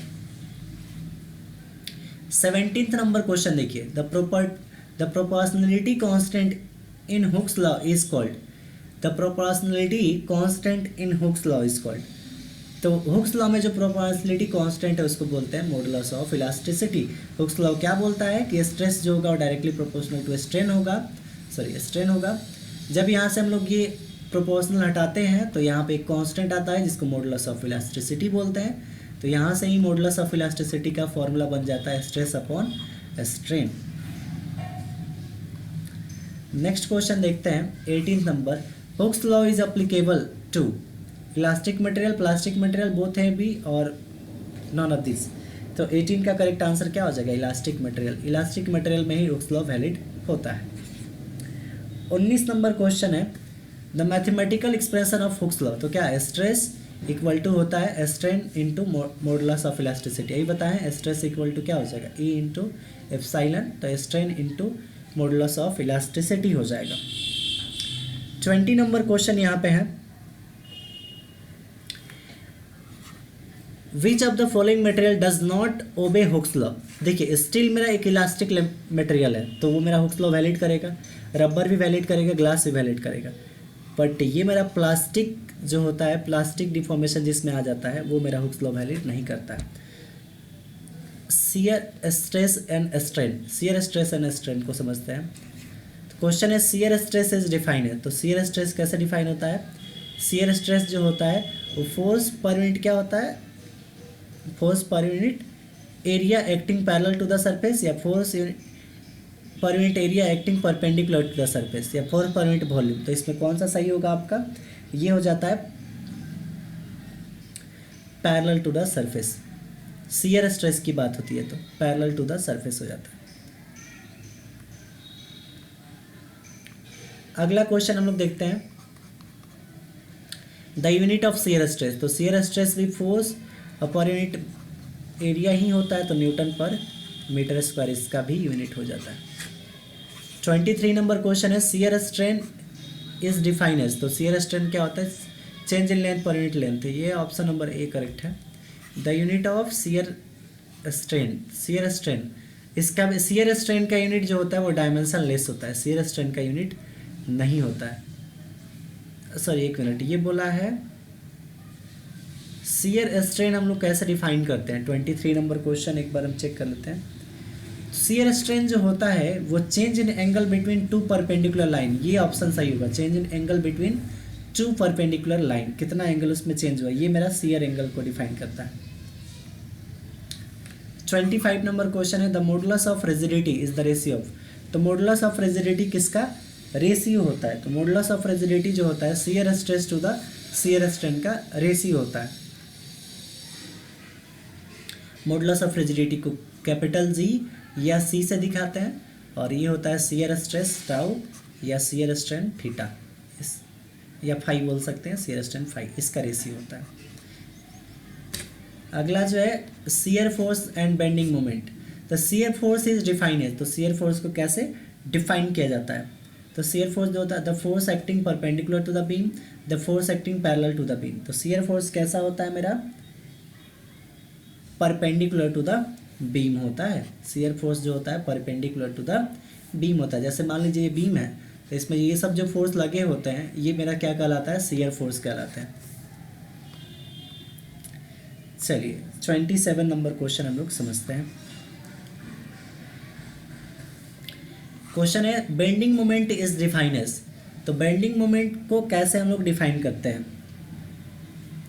तो वह मोमेंट जो बेंडिंग के लिए ज़रूरी हो उसी को हम लोग बेंडिंग मोमेंट बोलते हैं, यानी the moment causing bending. 28 number question है the unit of shear force. तो शियर फोर्स का यूनिट क्या होता है? न्यूटन होगा। फोर्स है तो यूनिट क्या होगा? न्यूटन ही होगा। तो ऑप्शन ए हो गया। 29 नंबर क्वेश्चन है the unit of bending moment. Bending moment का यूनिट क्या होता है?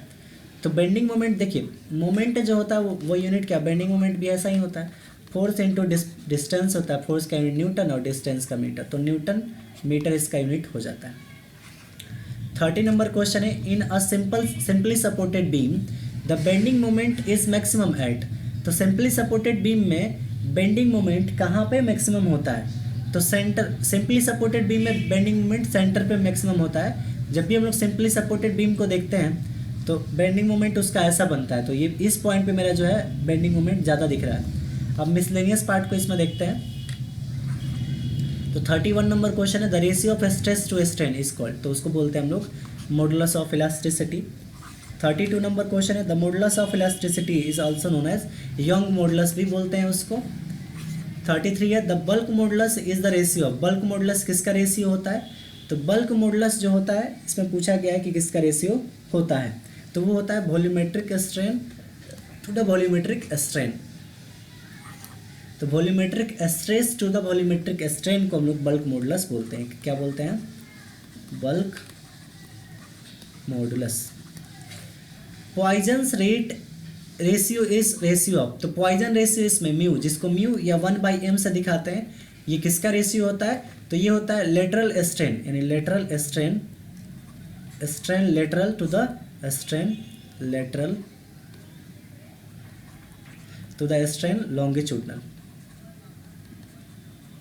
इसका भी कोई यूनिट नहीं होता है, इसका वैल्यू 1 से कम ही होता है, जस्ट 0.5 के समथिंग इसका ज़्यादातर वैल्यू होता है। तो क्या होता है? Lateral strain to the longitudinal strain. जैसे अगर आप देखा जाए तो मान लीजिए ये मेरा एक सिलेंडर है, तो ये मेरा यहाँ पे मान लीजिए अगर हम लोड लगा रहे हैं, खिंचाव कर रहे हैं, और इधर से भी खिंचाव दबा, मतलब इसको दबा रहे हैं मटेरियल को, मतलब अगर खींचेंगे तो इसका डायमीटर डिक्रीज करेगा, तो डायमीटर में जो डिक्रीज होगा उसको चेंज कैसे दिखाएंगे? Del d by d. तो ये मेरा डायमीटर में जो डिक्रीज आता है उसको लेटरल स्ट्रेन, लेटरल सरफेस बोलते हैं, और ये मेरा लेंथ के अकॉर्डिंग होता है, तो डेल एल बाई एल हो जाता है, तो यहाँ पे लॉन्गिट्यूडनल हो जाता है। तो इसी को हम लोग पॉइजन रेशियो भी बोलते हैं। 35 number question, the maximum stress a material can withstand without permanent deformation is called. Maximum stress a material can withstand without permanent deformation, उसको हम लोग कौन सा स्ट्रेन क्या बोलते हैं? तो 35 का करेक्ट आंसर आपका क्या हो जाएगा? वो हो जाएगा यील्ड स्ट्रेंथ, उसको बोलते हैं हम लोग यील्ड स्ट्रेंथ। चलिए अब अगला हम लोग देखते हैं, ये 35 का करेक्ट आंसर आपका क्या है? यील्ड स्ट्रेन है। चलिए अब अगला देखते हैं, प्रॉपर्टीज ऑफ फ्लूइड्स है, तो ये फ्लूइड का क्वेश्चन है। Which of the following is not a property of fluid, तो इसमें कौन जो है वो फ्लूइड का प्रॉपर्टी नहीं है? तो कौन फ्लूइड का प्रॉपर्टी नहीं है? डेंसिटी, विस्कोसिटी, इलास्टिसिटी और ब्रिटलनेस। तो इसमें कौन जो है फ्लूइड का प्रॉपर्टी नहीं है? तो देखिए ब्रिटलनेस फ्लूइड होता थोड़ी है, तो यहाँ पे प्रॉपर्टी कौन नहीं है? ब्रिटलनेस। फ्लूइड में ब्रिटलनेस आता ही नहीं है, तो यहाँ पे क्या हो जाएगा? ब्रिटलनेस हो जाएगा। अगला है the SI unit of dynamic viscosity. तो देखिए डायनेमिक विस्कोसिटी जो होता है, यहाँ पे आप ध्यान रखना है न्यूटन्स लॉ ऑफ विस्कोसिटी का, जिसमें शियर स्ट्रेस जो होता है mu into d u by d y होता है। ये जो म्यू होता है इसी को हम लोग डायनेमिक विस्कोसिटी बोलते हैं।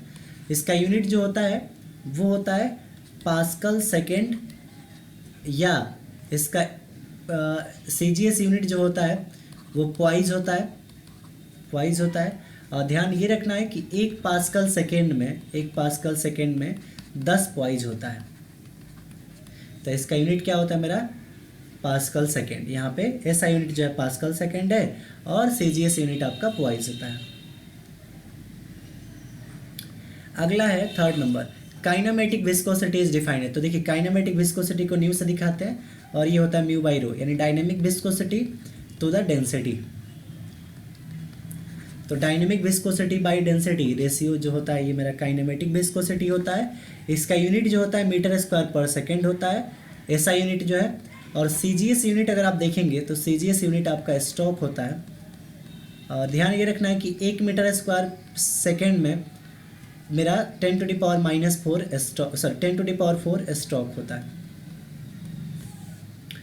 4th नंबर क्वेश्चन है the property of fluid that enable it to resist tensile stress is called। The property of fluid that enable to it to resist tensile strength is called। तो इसको हम लोग क्या बोलते हैं? उसको हम लोग बोलते हैं सरफेस टेंशन। बोला है the property of fluid that enable to resist tensile strength is called surface tension, उसको हम लोग सरफेस टेंशन बोलते हैं।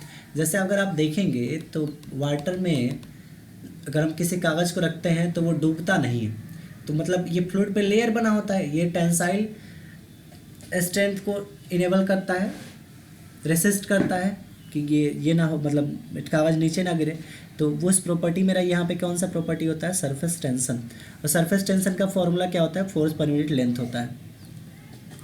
5th नंबर क्वेश्चन है the density of water at 4 degree centigrade is. तो 4 डिग्री सेंटीग्रेड पे वाटर का डेंसिटी कितना होता है? तो 4 डिग्री सेंटीग्रेड पे जो वाटर का डेंसिटी होता है वो 1000 kg/m³ होता है। काफ़ी इंपॉर्टेंट क्वेश्चन है ये। चलिए फिफ्थ, अब हम लोग प्रेशर मेजरिंग डिवाइस से क्वेश्चन देखते हैं। तो यहाँ पे 6th नंबर क्वेश्चन है, which of the following is use to measure atmospheric pressure.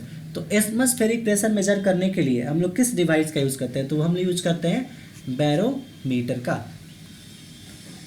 Piezometer जो होता है वो गेज प्रेशर मेजर करता है, गेज प्रेशर। उसी तरह मैनोमीटर है और बॉर्डन ट्यूब है, तो हम दोनों का बता देते हैं।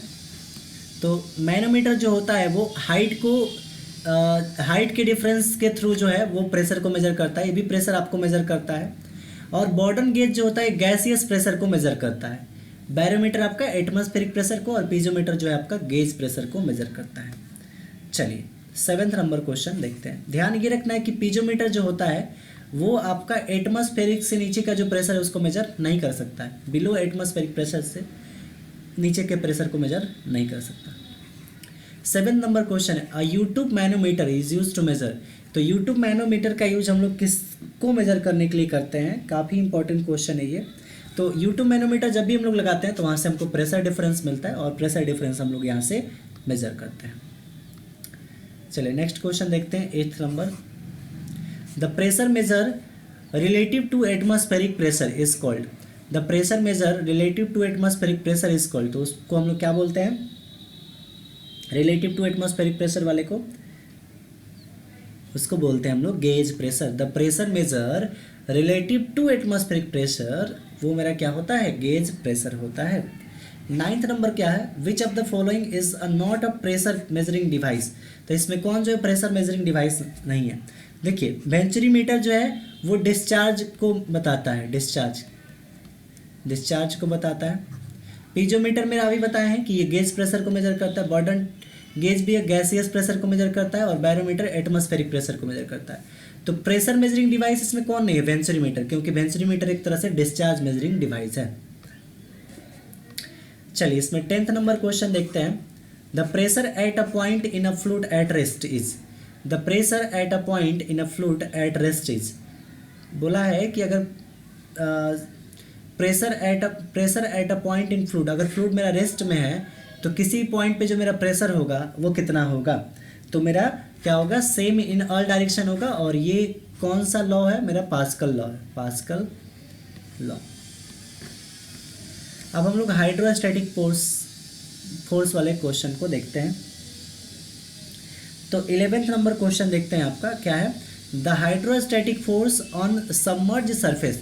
सबमर्ज सरफेस में हाइड्रोस्टैटिक फोर्स कैसा होता है, तो परपेंडिकुलर टू द सरफेस होता है, सरफेस के परपेंडिकुलर। मान लीजिए आपका सरफेस है तो इसके परपेंडिकुलर मेरा हाइड्रोस्टैटिक फोर्स होगा। अगला देखते हैं 12 नंबर क्वेश्चन,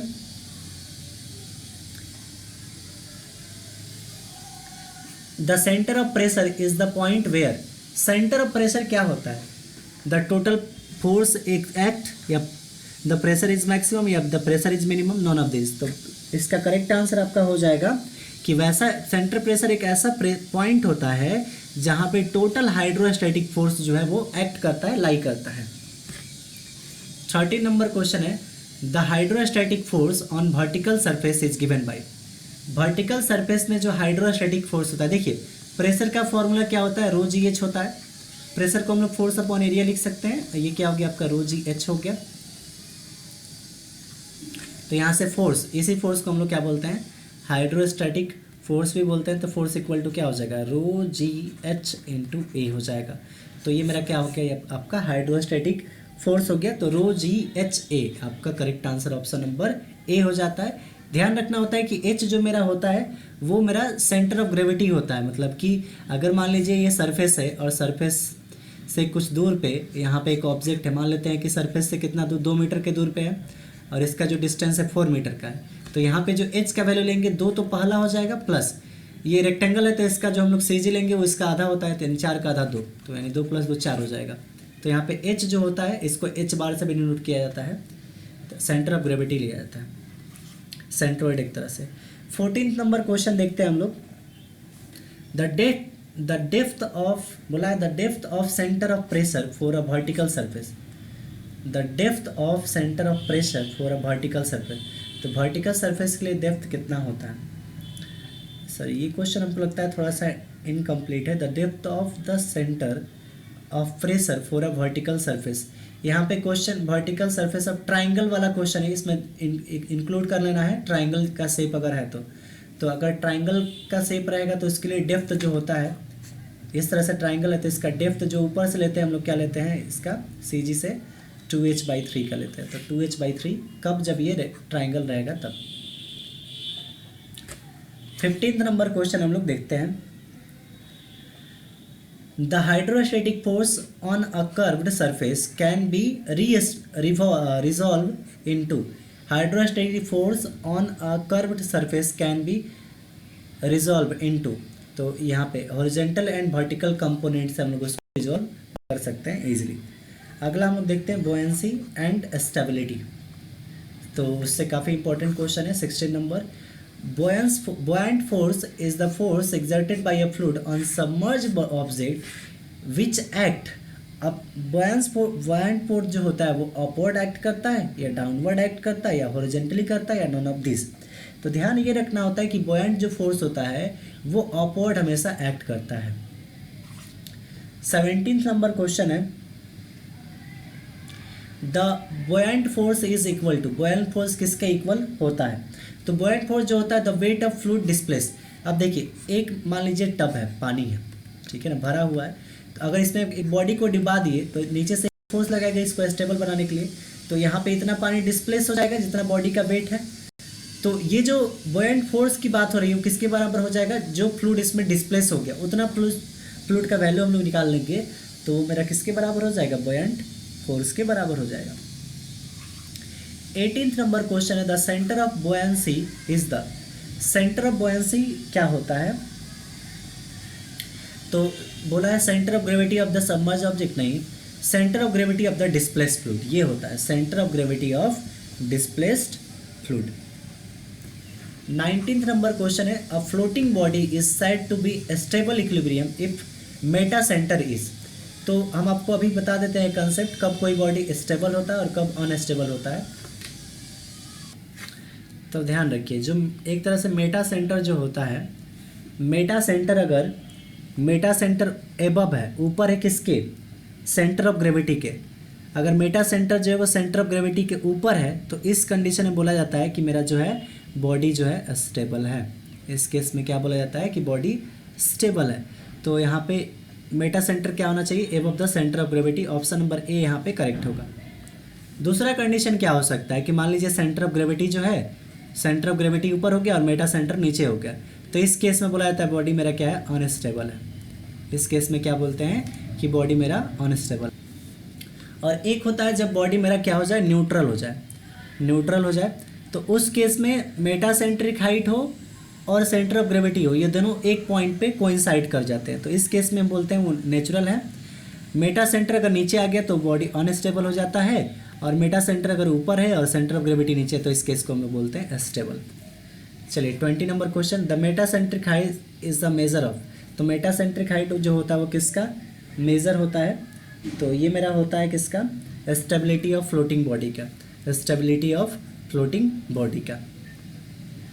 अब हम लोग देखते हैं बर्नौली एनर्जी इक्वेशन से। तो पहले बर्नौली इक्वेशन क्या होता है उसको लिख लेते हैं। और बर्नौली थ्योरम क्या होता है कि मान लीजिए एक पाइप है, उसमें से वाटर फ्लो कर रहा है, कुछ भी फ्लो कर रहा है, लिक्विड फ्लो कर रहा है, तो एनर्जी हर एक पॉइंट पे क्या होगा? हर एक पॉइंट पे टोटल एनर्जी का जो सम होगा वो बराबर होगा। यानी सम ऑफ पोटेंशियल हेड, मान लीजिए पॉइंट 1 ले लेते हैं यहाँ पे और इस सेक्शन को 2 ले लेते हैं। तो Z1 ये potential head plus kinetic head plus pressure head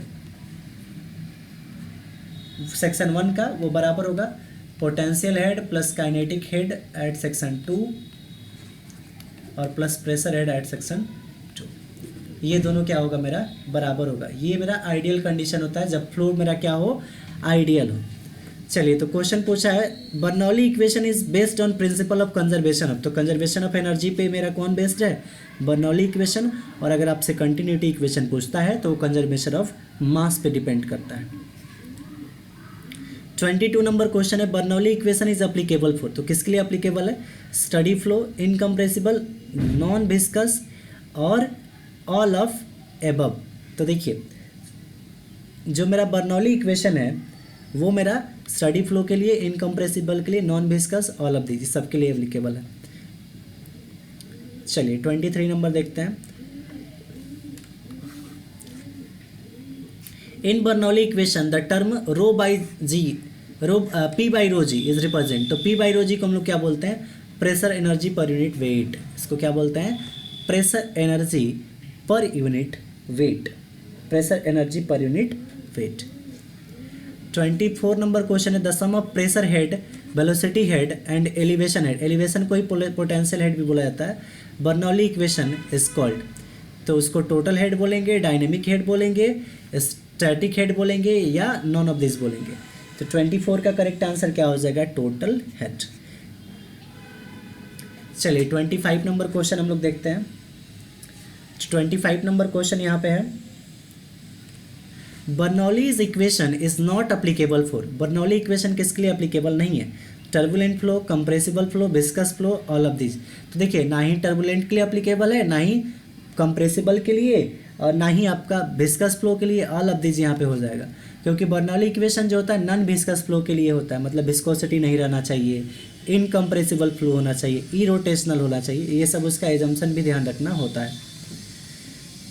चलिए आगे देखते हैं कंप्रेसिबल एंड इनकम्प्रेसिबल फ्लो। तो कंप्रेसिबल और इनकम्प्रेसिबल फ्लो में आता है incompressible flow is a flow where density remains constant, या डेंसिटी चेंज विद प्रेशर, या डेंसिटी चेंज विद टेम्परेचर, या नॉन ऑफ दिस। तो देखिए इनकम्प्रेसिबल जो फ्लो आपका होता है उस केस में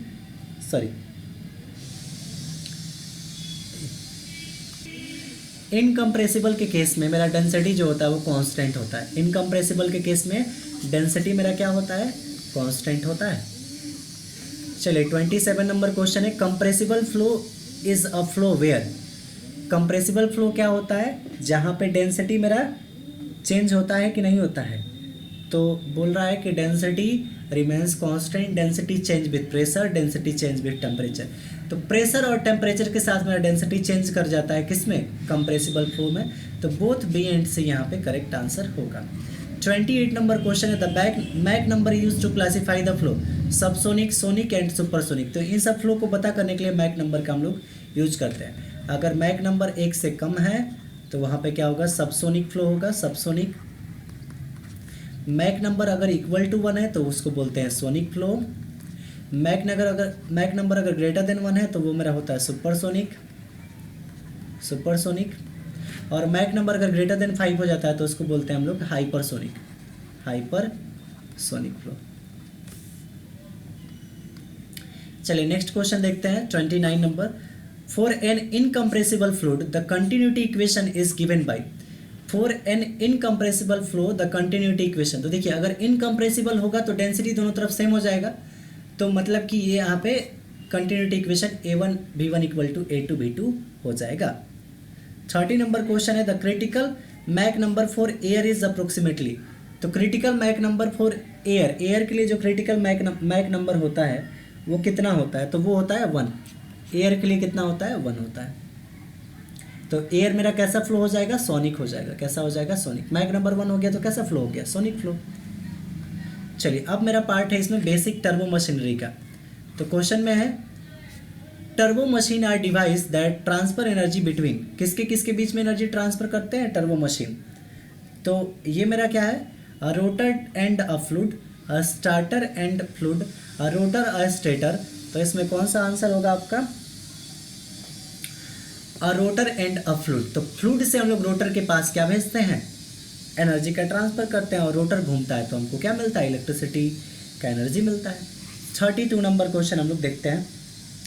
विच of the following is a type of turbo machine. तो देखिए पंप भी एक टर्बो मशीन है, टरबाइन भी एक टर्बो मशीन है, कंप्रेसर भी एक टर्बो मशीन है। तो यहाँ पे all of this correct answer हो जाएगा। 33 नंबर क्वेश्चन देखते हैं। The specific speed of a turbo machine is a measure of. Specific speed of a turbo machine is a measure of. तो किसको मेजर करने के लिए है स्पेसिफिक स्पीड? तो स्पेसिफिक स्पीड जो है इट्स साइज एंड शेप बताने के लिए क्या है? It's size and shape. तो साइज और शेप उसका कैसा है उसको मेजर करने के लिए हम लोग स्पेसिफिक स्पीड को डिफाइन करते हैं। अगला है आपका sorry specific speed of a turbo machine, इसको एक बार चेक कर लेते हैं हम। शायद इसका ऑपरेटिंग स्पीड होता है शायद, इसको हम एक बार क्रॉस चेक कर लेंगे। आप लोग भी ज़रा चेक करके बताइएगा कि आंसर सही है या गलत है। और एक चीज़ और ध्यान रखिए, स्पेसिफिक स्पीड जो होता है, अगर मान लीजिए पंप का केस है, किस केस में, पंप के केस में, तो पंप के केस में मेरा स्पेसिफिक स्पीड जो NS होता है उसको हम लोग लिखते हैं N√P। पंप से हमको क्या मिलेगा, और H का पावर मेरा हो जाएगा 5/4। और अगर हम लोग सॉरी पंप से नहीं, ये टरबाइन के केस में, टरबाइन से ही ना पावर मिलता है, टरबाइन के केस में हम। और अगर मेरा पंप के केस में देखा जाए तो पंप के केस में मेरा जो स्पेसिफिक स्पीड है वो हो जाता है, पंप से हमको डिस्चार्ज मिल जाता है तो N√Q/H का पावर यहाँ पे 3/4 हो जाता है। तो ये आपको दोनों याद रखना है। अगला, the Euler's equation for turbo machine related to. Euler equation for turbo machine related, तो किस यूलर इक्वेशन टर्बो मशीन किससे रिलेटेड है, तो ये आपको बताना है।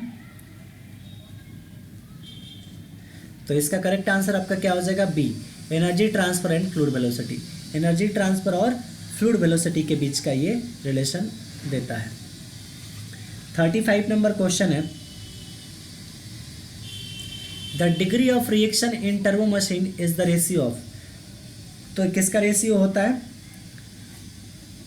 तो डिग्री ऑफ रिएक्शन जो होता है आपका, ये होता है static enthalpy change to the total enthalpy change.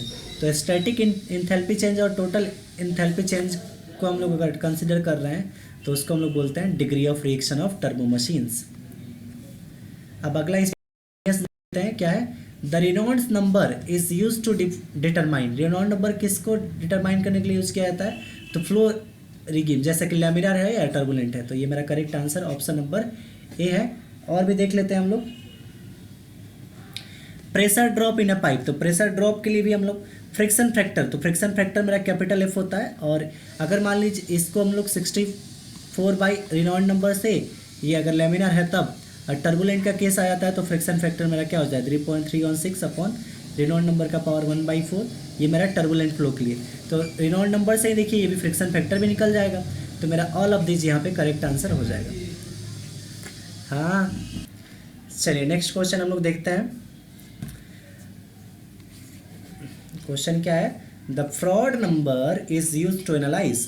तो फ्रॉड नंबर का हम लोग यूज किस चीज़ को एनालाइज करने के लिए करते हैं, तो फ्रॉड नंबर का यूज हम लोग करते हैं अगर मेरा फ्लो ओपन चैनल में हो रहा है तो उसको हम लोग एनालाइज करने के लिए फ्रॉड नंबर का यूज करते हैं। ओपन चैनल का मतलब ये है कि मेरा जो फ्लो है वो इस तरह से हो रहा होगा, ऐसे मान के चलते हैं, इस तरह से पानी फ्लो कर रहा होगा, तो इसको हम लोग ओपन चैनल की तरह बोलते हैं। Next question 38 number, the Weber number is use to analyse. Weber number किस चीज़ को एनालाइज करने के लिए यूज किया था, काफ़ी इंपॉर्टेंट क्वेश्चन है ये। तो ये सरफेस टेंशन इफेक्ट को एनालाइज करने के लिए हम लोग वेबर नंबर का यूज़ करते हैं। वेबर नंबर का फॉर्मूला क्या होता है, तो inertia force to the surface tension force. तो inertia force to the surface tension force जो मेरा इसका रेशियो होता है उसको वेबर नंबर बोला जाता है। वेबर नंबर जो है वो सरफेस टेंशन इफेक्ट को डिटरमाइन करने के लिए, एनालाइज करने के लिए यूज़ किया जाता है। अगला है 39 number question, the continuity equation is based on the principle of conservation of. तो वो मास पे डिपेंड करता है, कंजर्वेशन ऑफ मास पे मेरा कंटिन्यूटी इक्वेशन, और बर्नौली इक्वेशन जो है वो कंजर्वेशन ऑफ एनर्जी पे। नेक्स्ट क्वेश्चन है 40 नंबर। तो 40 नंबर क्वेश्चन क्या है, the Navier Stoke equation describe the motion of. Navier Stoke equation जो है वो किसका मोशन डिस्क्राइब करता है, तो वो मेरा जो है इनकम्प्रेसिबल फ्लूइड और कंप्रेसिबल फ्लूइड दोनों का मोशन मेरा डिस्क्राइब कर देता है। तो बोथ ए एंड बी। तो ये पार्ट मेरा फ्लूइड वाला कंप्लीट हो गया। अब नेक्स्ट पार्ट में हम लोग चलते हैं जो कि है सॉरी यहाँ पे इसको थोड़ा इरेज कर देते हैं। चलिए अब हम लोग यहाँ पे देखते हैं, ये थर्मोडायनेमिक्स का पार्ट आ गया आपका, थर्मो का।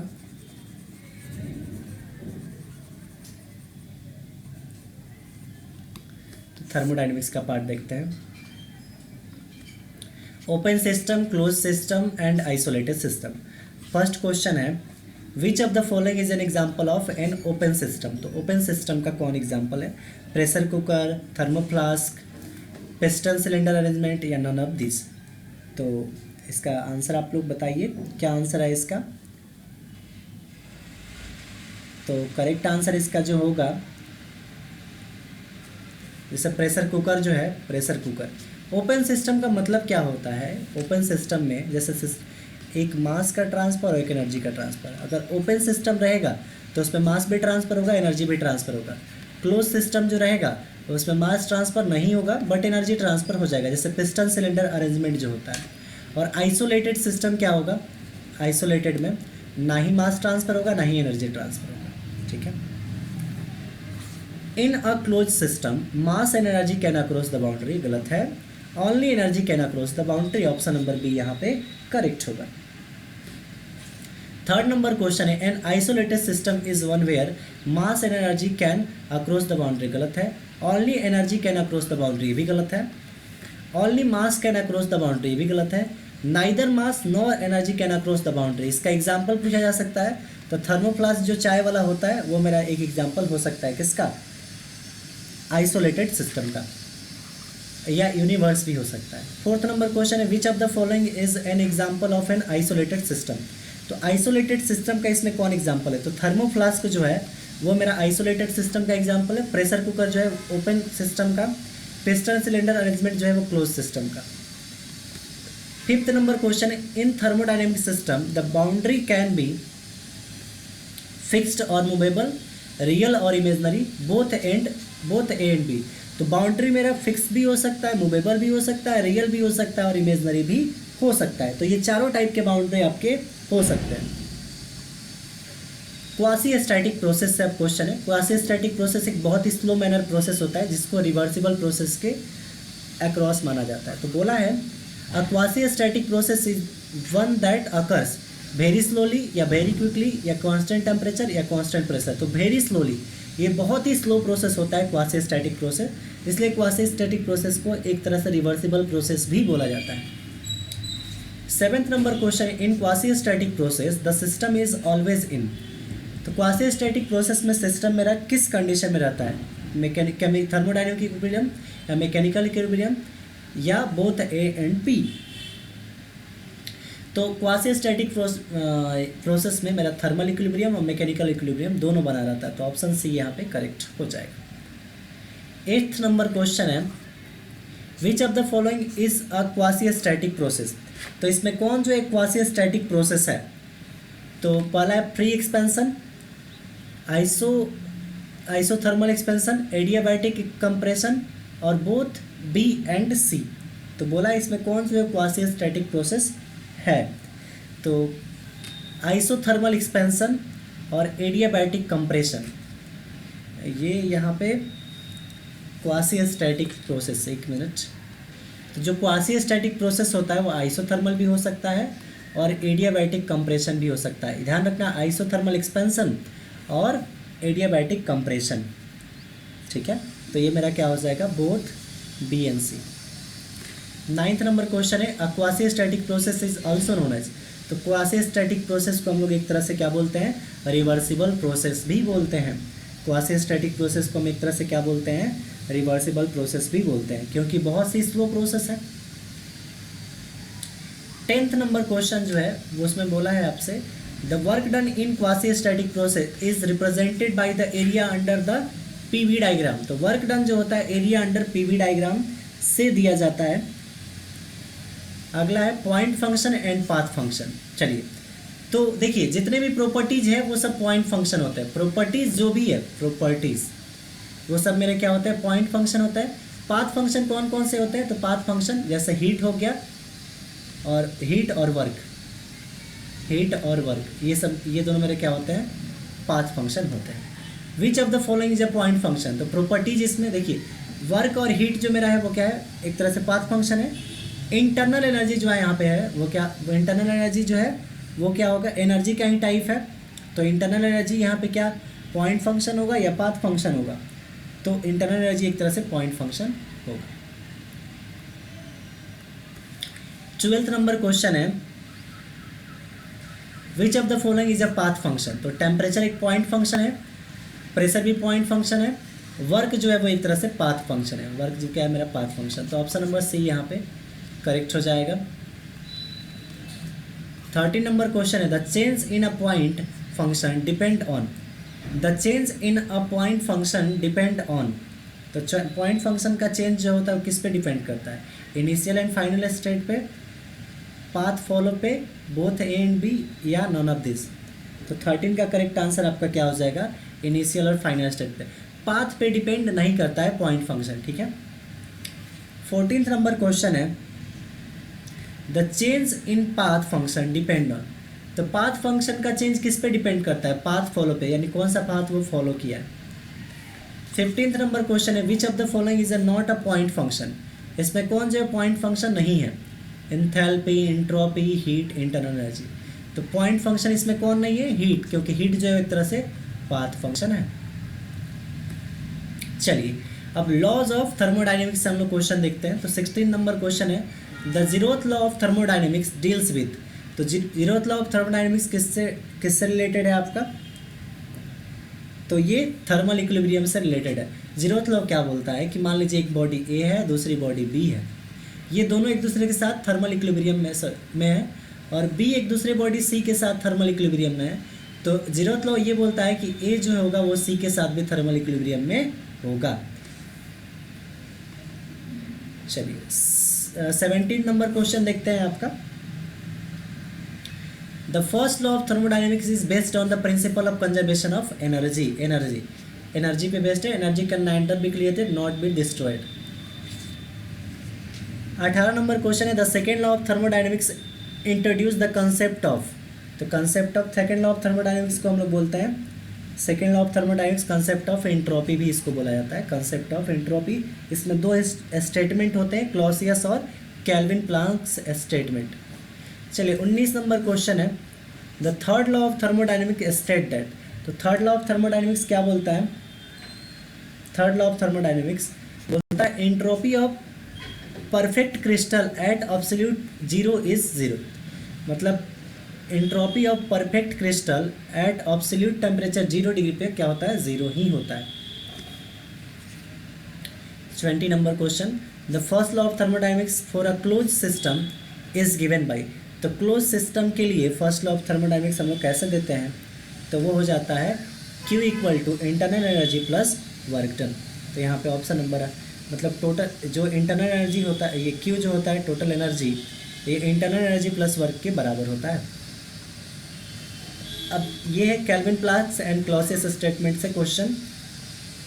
तो हमने यहाँ पे क्वेश्चन जो है सारे सीरीज वाइज यहाँ पे नोट किए हुए हैं। चलिए तो 21 नंबर क्वेश्चन आपका क्या है the Kelvin Planck's statement of the second law of state that. तो यहाँ पे इसका करेक्ट आंसर बी हो जाएगा it is impossible to construct a heat engine that operates in a cycle and produce no other effect than the extraction of heat from a reservoir and the performance of an equivalent amount of work. तो ये मेरा किसका statement होता है, Kelvin Planck's statement. वैसा machine बनाना क्या है, वैसा हीट इंजन बनाना इम्पॉसिबल है। 22 number the Clausius statement of second law of state that. तो क्लॉसियस स्टेटमेंट क्या बोलता है, तो क्लॉसियस स्टेटमेंट जो बोलता है heat can not flow from colder body to hotter body without external body. यानी हीट तभी कोल्डर बॉडी से हॉटर बॉडी की ओर फ्लो करेगा जब उसके पास हम कुछ वर्क करें, क्योंकि हाई एनर्जी से लो एनर्जी की तरफ आसानी से जा सकता है, बट लो एनर्जी से हाई एनर्जी की तरफ आसानी से नहीं जा सकता। 23 नंबर क्वेश्चन है the Kelvin Planck's and Clausius statement are different, equivalent, independent या नॉन ऑफ दिस। तो 23 का करेक्ट आंसर क्या है, एक तरह से इक्विवेलेंट ही होते हैं, एक तरह से बोल सकते हैं equivalent. 24 A heat engine violate the Kelvin Planck's statement if its efficiency 100%। अगर किसी मशीन का एफिशिएंसी 100% है तो वो केल्विन प्लैंक्स स्टेटमेंट को क्या कर लेगा, इनवैलिड कर देगा। 25 नंबर क्वेश्चन है अ refrigerator violate the Clausius statement if it's COP। तो अगर क्लॉसियस स्टेटमेंट अगर वायलेट कर रहा है तो उसका जो COP होगा वो क्या हो जाएगा, इनफाइनाइट हो जाएगा। बट इनफाइनाइट किसी मशीन का COP होता ही नहीं है, ठीक है, किसी भी रेफ्रिजरेटर का नहीं होता। हम लोग देखते हैं डिड एस्टेट से। तो डिड एस्टेट से क्या क्वेश्चन है उसको हम लोग समझते हैं। 26 नंबर क्वेश्चन है, the did estate is a state where the system is in thermal equilibrium, mechanical equilibrium, chemical equilibrium, all of these। तो did state उसी को बोलते हैं जिसमें तीनों इक्विलिब्रियम आ जाते हैं, केमिकल, थर्मल और क्या है, केमिकल, थर्मल और मैकेनिकल, तीनों equilibrium. 27 number question, at the dead state the system has. Did state के कंसेप्ट में सिस्टम के पास कितनी एक्सर्जी होती है? तो ये जीरो एक्सर्जी होता है, जीरो एक्सर्जी, एनर्जी नहीं, यहाँ पे एक्सर्जी समझना है। 28, the dead state is use to calculate. Dead state का हम लोग यूज किस चीज़ को कैलकुलेट करने के लिए करते हैं? तो एक्सर्जी को कैलकुलेट करने के लिए हम लोग डिड स्टेट का यूज करते हैं। चलिए 29 नंबर क्वेश्चन देखते हैं हम लोग। 29 नंबर क्वेश्चन क्या है आपका? बोला है एट द डिड स्टेट, यानी जहाँ पे तीनों इक्विलिब्रियम हो, the temperature and pressure of the system are equal to. तो किसके इक्वल होता है? Atmospheric temperature and pressure. तो एटमॉस्फेरिक टेम्परेचर एंड प्रेशर के बराबर हो जाता है। 30 नंबर क्वेश्चन है, the dead state is also known as. Dead state को और किस नाम से जाना जाता है? तो हम लोग उसको रेफरेंस स्टेट और स्टैंडर्ड स्टेट, इन दोनों नामों से जानते हैं। तो both A and B correct हो जाएगा। अब जूल थॉमसन कोफिशिएंट से क्वेश्चन है आपका। तो जूल थॉमसन कोफिशिएंट से कैसा क्वेश्चन है? The Joule Thomson coefficient is defined as. तो जूल थॉमसन कोफिशिएंट जो होता है वो del T upon del P. यहाँ पे एक मिनट, पहले आप ये समझ लीजिए जूल थॉमसन कोफिशिएंट होता क्या है।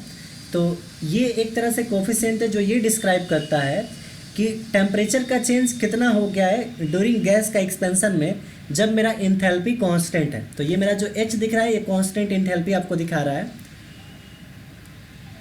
तो मेरा यहाँ पे करेक्ट आंसर आपका ऑप्शन नंबर जी हो जाएगा। मतलब कि change in temperature due to change in pressure at constant enthalpy. Enthalpy यहाँ पे क्या रहेगा? कांस्टेंट रहेगा।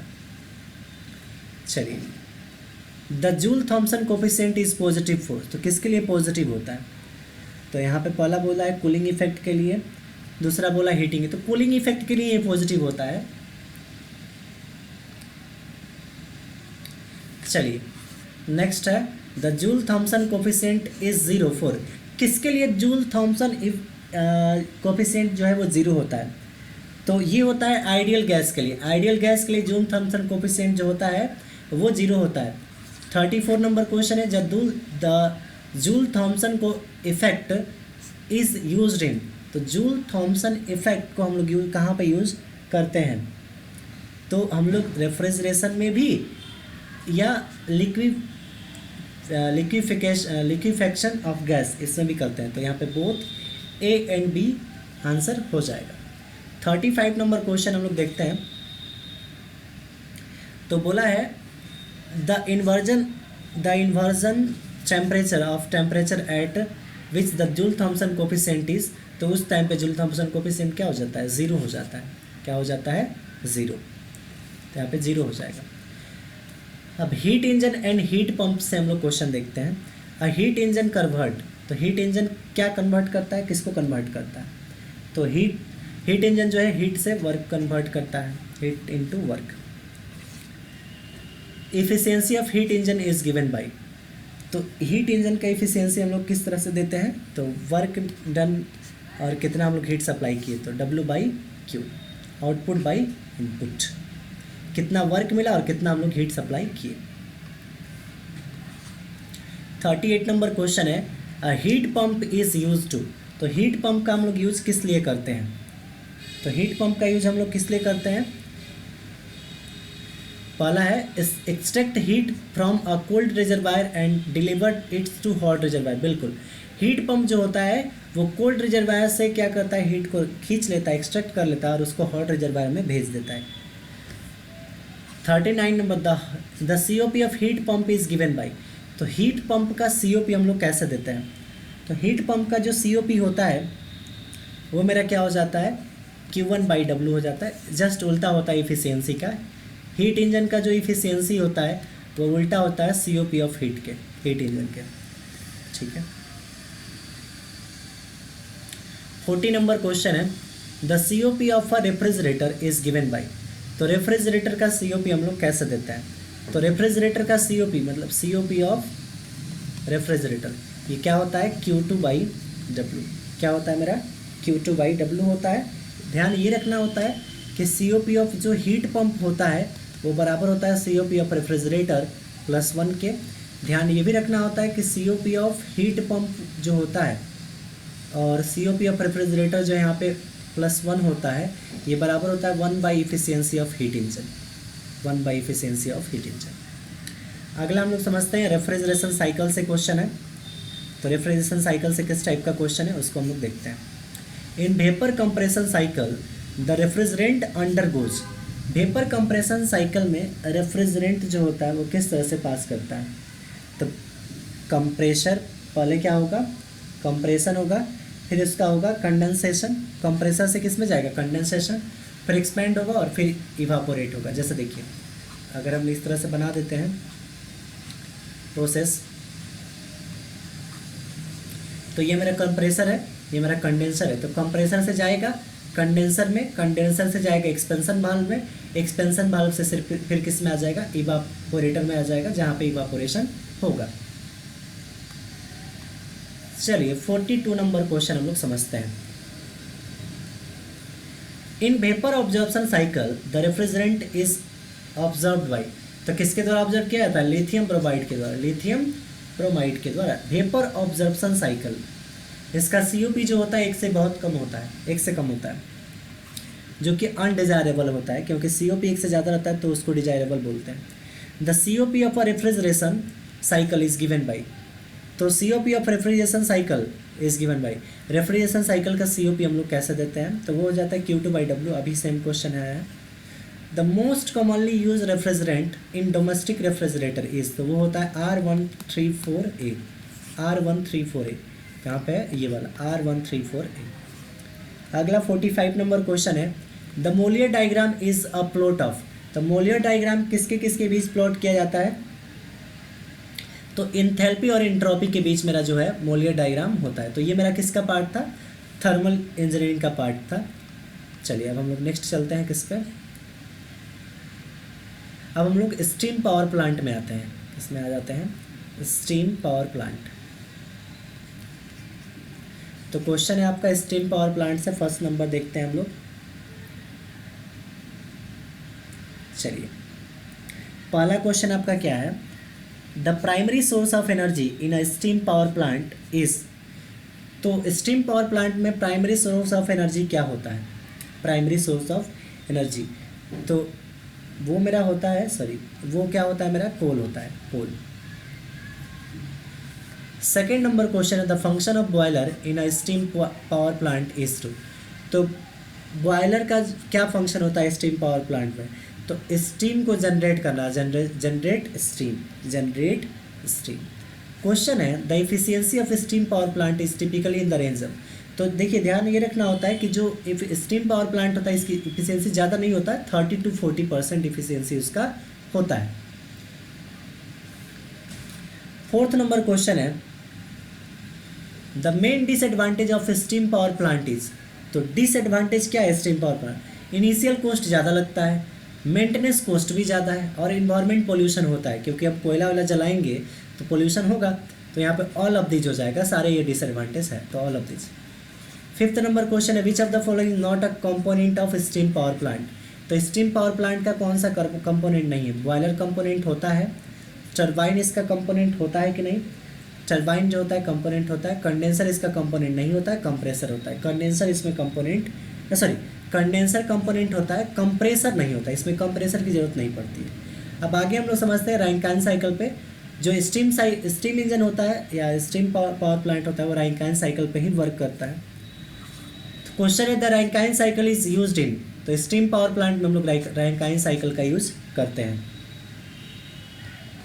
7 नंबर क्वेश्चन है, the 4 process in Rankine cycle are. तो रैंकाइन साइकिल में 4 जो प्रोसेस होते हैं उनका नाम बताना है। तो कौन कौन से प्रोसेस होते हैं वो हमको बताना है। तो देखिए पहला मेरा क्या होगा, उसमें हीट एडिशन होता है, फिर होता है एक्सपेंशन, फिर होता है हीट रिजेक्शन और फिर होता है कंप्रेशन। तो पहले हीट ऐड करेंगे, फिर वो फैलेगा, एक्सपेंड करेगा, फिर हीट बाहर निकलेगा और फिर उसका कंप्रेशन हो जाएगा। तो ये मेरा 4 प्रोसेस हो गया रैंकाइन साइकिल का। 8th नंबर क्वेश्चन हम लोग देखते हैं, the efficiency of Rankine cycle can be improve by. तो रैंकाइन साइकिल का इफिशियंसी हम लोग कैसे इंप्रूव कर सकते हैं। पहला है इंक्रीजिंग बॉयलर प्रेशर, तो बॉयलर प्रेशर बढ़ा देंगे तब भी मेरा रैंकाइन साइकिल का इफिशियंसी बढ़ जाएगा। डिक्रीजिंग कंडेंसर प्रेशर, तो कंडेंसर में ज़्यादा प्रेशर नहीं देंगे तब भी इंक्रीज कर जाएगा। और अगर स्टीम को सुपर हीट कर देते हैं तब भी मेरा क्या बन जाएगा, इफिशियंसी बढ़ जाएगा। तो ऑल ऑफ दिस यहाँ पे करेक्ट आंसर हो जाएगा। 9th नंबर क्वेश्चन है, the Rankine cycle is an ideal cycle for. Rankine cycle ideal cycle किसके लिए, आइडियल साइकिल किसके लिए है, तो वो स्टीम टरबाइन के लिए, स्टीम टरबाइन के लिए। 10th नंबर क्वेश्चन है, the working fluid in the Rankine cycle is. तो कौन होता है, वाटर होता है ना, बॉयलर में हम लोग वाटर ही भरते हैं। अब हम लोग कार्नोट साइकिल से बात करते हैं। तो देखिए क्या बोला है, कार्नोट साइकिल कंसिस्ट ऑफ। तो कार्नोट साइकिल में क्या क्या कंसिस्ट करता है, तो पहला बोला है 2 isothermal and 2 adiabatic process. First वाला ही सही है या गलत है, फर्स्ट वाला गलत है।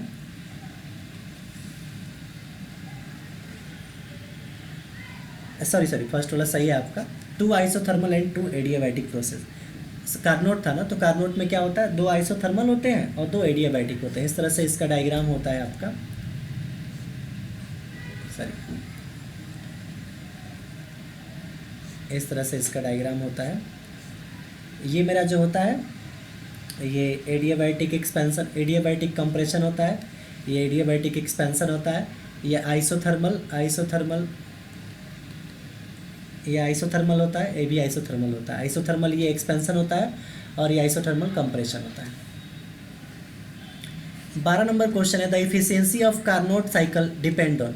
तो कार्नोट साइकिल का इफिशियंसी किस पे डिपेंड करता है, तो इफिशियंसी याद रखना होता है 1 - T2/T1 होता है। किस पे डिपेंड करता है, the temperature of heat source and sink. Source जहाँ से हीट मिल रहा है, सिंक वो है जो हीट को कंज्यूम कर रहा है। चलिए 13 नंबर क्वेश्चन हम लोग समझते हैं, the Carnot cycle is an ideal cycle for steam power plant. गलत है, स्टीम पावर प्लांट रैंकाइन है। गैस टरबाइन ब्रेटन साइकिल इसके लिए यूज होता है। इंटरनल कंबशन इंजन के लिए आपका ऑटो और डीजल साइकिल यूज होता है। तो ये नॉन ऑफ दिस हो जाएगा, ये हो जाएगा option number D. The Carnot cycle efficiency is given by, तो 1 - T2/T1 अभी बताया हम आपको। ध्यान ये रखना है कि T1 T2 जो भी है यहाँ पे वो सब केल्विन में लेना होता है, केल्विन में। नेक्स्ट क्वेश्चन है 15 number, the Carnot cycle is not practical because. Carnot cycle practical में क्यों नहीं हो सकता, ये पूछा जा रहा है। तो पहला कारण है कि it is difficulty to achieve isothermal heat transfer. तो आइसोथर्मल हीट ट्रांसफ़र जो होता है वो पॉसिबल नहीं हो पाता, ये रीज़न सही है। दूसरा है it is difficult to achieve adiabatic process. तो एडियाबैटिक प्रोसेस भी अचीव करने में थोड़ा सा दिक्कत होता है, तो इसलिए बोथ ए एंड बी हो जाएगा इसका correct answer. Efficiency of steam power plant को हम लोग समझते हैं। तो 16 नंबर क्वेश्चन है, the overall efficiency of steam power plant is given by. तो ओवरऑल इफिशियंसी जो होता है स्टीम पावर प्लांट का, वो हम लोग कैसे देते हैं, तो हम लोग देते हैं heat input minus heat output upon heat input. तो हीट इनपुट कितना था माइनस हीट आउटपुट कितना था अपॉन हीट इनपुट इंटू 100% कर देंगे तो मेरा इफिशियंसी मिल जाएगा। ऑप्शन नंबर ए यहाँ पे करेक्ट होगा। 17th नंबर क्वेश्चन है, thermal efficiency of steam power plant is typically, अभी बताया था ये 30 to 40% होता है। The efficiency of steam power plant can be improve by, तो increase in boiler pressure, decreasing condenser, ये super heating, all of this इसमें हो जाएगा। 18 का ऑल ऑफ दिस। 19 नंबर है, the thermal efficiency of steam power plant is lower than the Carnot efficiency because. जो steam power plant का efficiency है वो कार्नोट इफिशियंसी से कम होता है। क्यों कम होता है, तो यहाँ पे करेक्ट आंसर आपका हो जाएगा पहला तो इरिवर्सिबिलिटी ऑफ सिस्टम, ये भी सही है। वो हीट लॉस के कारण भी होता है, क्योंकि स्टीम पावर प्लांट में आग जलाते हैं तो बॉयलर गर्म होता है और वहाँ पे पानी का जो प्रेशर बनता है तो हीट लॉस तो बहुत ज़्यादा हो जाता है। तो बोथ ए एंड बी दोनों कारण होता है, यानी कि इरिवर्सिबिलिटी इन सिस्टम, सिस्टम इरिवर्सिबल हो जाता है, रिवर्सिबल नहीं हो पाता है। चलिए 20 नंबर क्वेश्चन है, the efficiency of a steam power plant is also known as. Steam power plant के इफिशियंसी को और किस नाम से जाना जाता है? तो उसको हम लोग थर्मल इफिशियंसी के नाम से भी जानते हैं। चलिए आप Otto cycle, diesel cycle and Brayton cycle का क्वेश्चन हम लोग देखते हैं। बोला है the Otto cycle is use in, petrol engine में ऑटो साइकिल यूज होता है। The diesel cycle use in, ये डीजल इंजन में। तो ऑटो साइकिल का ग्राफ भी देख लीजिए, ये फिगर, ये मेरा ऑटो साइकिल का फिगर हो गया। डीजल इंजन का, डीजल साइकिल का फिगर कैसा होता है? ये ऐसा होता है, ठीक है। यहाँ पे हीट ऐड होता है, हीट ऐड, और यहाँ पे हीट रिजेक्ट होता है। यहाँ पे हीट ऐड होता है और यहाँ पे हीट रिजेक्ट होता है। ये प्रेशर है, ये वॉल्यूम है, यहाँ भी प्रेशर है और वॉल्यूम है। क्वेश्चन है the Brayton cycle is use in. तो ब्रेटन साइकिल जो होता है वो गैस टरबाइन के लिए। ब्रेटन साइकिल का भी फिगर देख लीजिए, ब्रेटन साइकिल का इस तरह का फिगर होता है, ठीक है। ये मेरा ब्रेटन साइकिल का फिगर है, 1 2 3 4, किसका फिगर है ये? ब्रेटन साइकिल का। किसके लिए? गैस टरबाइन के लिए। The efficiency of auto cycle is given by. तो ऑटो साइकिल का जो इफिशियंसी होता है वो होता है 1 - 1 बाई आर की power gamma -1। Option number A correct हो जाएगा, ऑप्शन नंबर ए यहाँ पे करेक्ट हो जाएगा। अगला the efficiency of diesel engine is given by. तो डीजल इंजन का इफिशियंसी हम लोग कैसे देते हैं? तो 25 नंबर क्वेश्चन है यहाँ पे, ऑप्शन नंबर ए यहाँ पे हो जाएगा 1 - 1 बाई आर का पावर गामा -1। सॉरी, ये डीजल इंजन का इफिशियंसी गलत है, फॉर्मूला थोड़ा सा यहाँ पे। इफिशियंसी ऑफ डीजल इंजन हम लिख देते हैं यहाँ पे। इसका जो इफिशियंसी होता है 1 - 1 बाई आर की पावर गामा -1 तो होता ही है। इनटू में क्या आ जाता है आपका? इनटू में आ जाएगा आपका, सॉरी यहाँ पे ऐड कर देते हैं हम इसको। इनटू में यहाँ पे होता है आपका रो की पावर, सॉरी रो जो होता है कट ऑफ रेशियो होता है, रो की power gamma -1 upon gamma into rho -1, ठीक है। ये फॉर्मूला होता है किसका? आपका इफिशियंसी ऑफ डीजल इंजन का फॉर्मूला होता है। ये आरसी होता है यहाँ पे, आरसी जिसको हम लोग आर जो यहाँ पे होता है वो क्लियरेंस वॉल्यूम होता है, क्लियरेंस रेशियो होता है एक तरह से। चलिए फैंस एंड पंप को हम लोग समझते हैं। फैंस एंड पंप से हम लोग क्वेश्चन करते हैं। तो 26 नंबर क्वेश्चन है, the function of fan in power plant is. तो पावर प्लांट में पंप का, सॉरी फैन का क्या यूज है? तो सर्कुलेट एयर। फैन जो होता है वो एयर को ही सर्कुलेट करता है। 27 नंबर क्वेश्चन है, sorry 27 number question, the function of pump. तो पंप क्या करता है? वाटर को सर्कुलेट करता है, तो circulate water. 28 the efficiency of fan is given by. तो फैन का इफिशियंसी हम लोग कैसे देते हैं? तो फैन का इफिशियंसी जो होता है power output by power input. तो power output by power input, ये मेरा क्या हो जाएगा? Efficiency of fan. 29 the efficiency of pump is given by. Pump का इफिशियंसी हम लोग कैसे देते हैं? तो इफिशियंसी ऑफ पंप जो होता है, इफिशियंसी ऑफ पंप वो भी मेरा क्या होता है? Power input by power output. 30 number question है, heat develop by pump is given by. तो पंप में जो हीट डेवलप होता है, पंप में जो हीट डेवलप होता है उसको कैसे दिया जाता है? तो pressure divided by density into gravity, density into gravity, rho g. एक तरह समझिए प्रेशर एनर्जी इसमें आ जाता है ना। अब कोल एंड इट्स एनालिसिस को हम लोग देखते हैं। तो 31 नंबर इसमें क्वेश्चन है, the main constituent of coal is. तो कोल का मेन कंस्टिट्यूएंट क्या है इसमें पूछा जा रहा है। तो वो क्या होता है? कार्बन होता है। 32 नंबर क्वेश्चन है, the calorific value of coal is measure in. तो कैलोरीफिक वैल्यू जो होता है कोल का वो कैसे हम लोग मेजर करते हैं? तो वो मेजर करते हैं किलो जूल पर केजी में। किस में मेजर करते हैं हम लोग? Kilo joule per KG, kilo joule per KG. 33 number question है, the approximate analysis of coal include the determination of. The approximate analysis of a coal include the determination of. तो किसके डिटर्मिनेशन के लिए? तो वो है moisture, volatile matter, fix carbon and ash, इन सबको डिटरमाइन करने के लिए प्रॉक्सिमेट एनालिसिस किया जाता है। 34 नंबर क्वेश्चन है, the ultimate analysis of coal. अभी तो वो था प्रॉक्सिमेट और ये अल्टीमेट एनालिसिस है, तो ये किसके लिए किया जाता है? Carbon, hydrogen, oxygen and nitrogen कितना अमाउंट में है कोल में, उसको डिटरमाइन करने के लिए अल्टीमेट एनालिसिस किया जाता है। 35 नंबर क्वेश्चन है, the higher the calorific value of coal, the higher the calorific value of the coal then, calorific value अगर कोल का ज़्यादा होगा तो क्या मिलेगा हमको? Higher efficiency of the power plant मिल जाएगा। स्टीम जनरेटर्स बेसिक से अब हम लोग क्वेश्चन देखते हैं। तो क्या है question? The function of steam generator is to. तो स्टीम जनरेटर का क्या फंक्शन होता है ये पूछा जा रहा है। तो क्या होता है? Generate steam. 37 नंबर क्वेश्चन है, the main component of steam generator is. तो मेन कंपोनेंट क्या होता है? Boiler, super heater, economiser and air preheater सब होते हैं कंपोनेंट। तो ऑप्शन नंबर ए यहाँ पे करेक्ट आंसर हो जाएगा। 38 नंबर क्वेश्चन है, the efficiency of a steam generator is given by. Steam generator का हम लोग इफिशियंसी कैसे देते हैं? तो स्टीम जनरेटर का इफिशियंसी जो होता है heat output by heat input से हम लोग इफिशियंसी उसका देते हैं।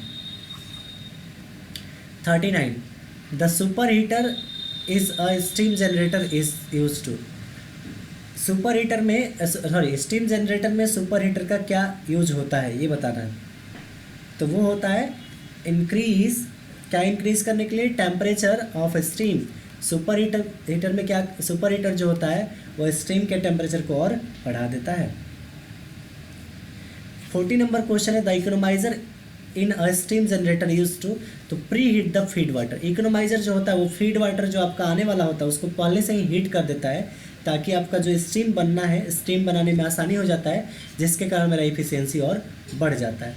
तो हमें जब भी ये एक तरह से बॉयलर एसेसरीज है जो इफिशियंसी बढ़ाने में काम आता है।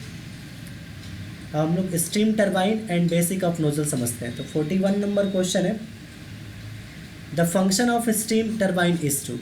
स्टीम टरबाइन का क्या फंक्शन है? तो फंक्शन है convert thermal energy into mechanical energy. तो स्टीम टरबाइन क्या करते हैं? तो थर्मल एनर्जी जो उसको मिलता है वो मैकेनिकल एनर्जी में कन्वर्ट कर देते हैं। The main type of steam turbine are. तो मेन टाइप कौन कौन से? इम्पल्स और रिएक्शन टरबाइन। ठीक है। 43 नंबर क्वेश्चन है, the efficiency of a steam turbine is given by. तो स्टीम टरबाइन का इफिशियंसी हम लोग कैसे देते हैं? तो वो होता है work output by heat input. Work output by heat input, क्योंकि थर्मल एनर्जी दे रहे हैं और मैकेनिकल एनर्जी मिल रहा है। तो इनपुट तो थर्मल वाला हीट एनर्जी दे रहे हैं और मैकेनिकल वाला एनर्जी मिल रहा है, तो यानी वर्क मिल रहा है। तो वर्क आउटपुट यानी work output by heat input मेरा जो है इफिशियंसी ऑफ हीट टरबाइन होता है। 44, the nozzle in a steam turbine is use to. Steam turbine में नोजल का हम लोग यूज क्यों करते हैं? तो यहाँ पे करेक्ट आंसर आपका ए हो जाएगा, increase the velocity of steam. तो नोजल जब लगा देते हैं तो वेलोसिटी उसका क्या हो जाता है? बढ़ जाता है और प्रेशर घट जाता है। 45 नंबर क्वेश्चन है, the velocity of steam eight exit of nozzle is given by. तो एग्जिट ऑफ नोजल पे जो स्टीम का वेलोसिटी होता है वो दिया जाता है √2 into delta H. Delta H जो मेरा है वो चेंज इन एंथैल्पी है, इसको हम लोग H1 माइनस H2 भी लिख सकते हैं। तो 2 इंटू रूट, ये रूट होता है पूरा डेल्टा एच यानी H1 माइनस H2। अब हम लोग देखेंगे hydro electric power plant. Hydro electric power plant बोला, the primary source of energy in hydro electric power plant is. Hydro जब भी आता है तो उसमें वाटर यूज होगा, तो वाटर का बात हो रहा है इसमें। 47 नंबर क्वेश्चन है, the main component of hydro electric power plant are. तो main component of hydro electric power plant कौन कौन से है? तो वो है मेरा डैम है, टरबाइन है एंड जनरेटर है। ऑप्शन नंबर ए यहाँ पे करेक्ट हो जाएगा। 48 नंबर क्वेश्चन है, the efficiency of hydro electric power plant is typically in the range of. Efficiency of hydro electric power plant, तो हाइड्रो इलेक्ट्रिक पावर प्लांट का जो efficiency होता है बहुत ज़्यादा होता है, 80 to 90% इसका एफिशिएंसी होता है, लेकिन काफ़ी कॉस्टली होता है। 49 नंबर क्वेश्चन है, the main advantage of hydro electric power plant is, तो रीन्यूएबल एनर्जी सोर्स, इसके पास रीन्यूएबल एनर्जी सोर्स है, लो ऑपरेशन कॉस्ट है, no environment pollution, all of this इसमें हो जाएगा। तो वाटर का यूज कर रहे हैं तो इन्वायरमेंट पोल्यूशन भी नहीं होगा, ऑपरेशन कॉस्ट कम लगेगा क्योंकि वाटर लगा रहे हैं। 50 नंबर क्वेश्चन है, the main disadvantage of hydro electric power plant, तो डिसएडवांटेज क्या है उसका,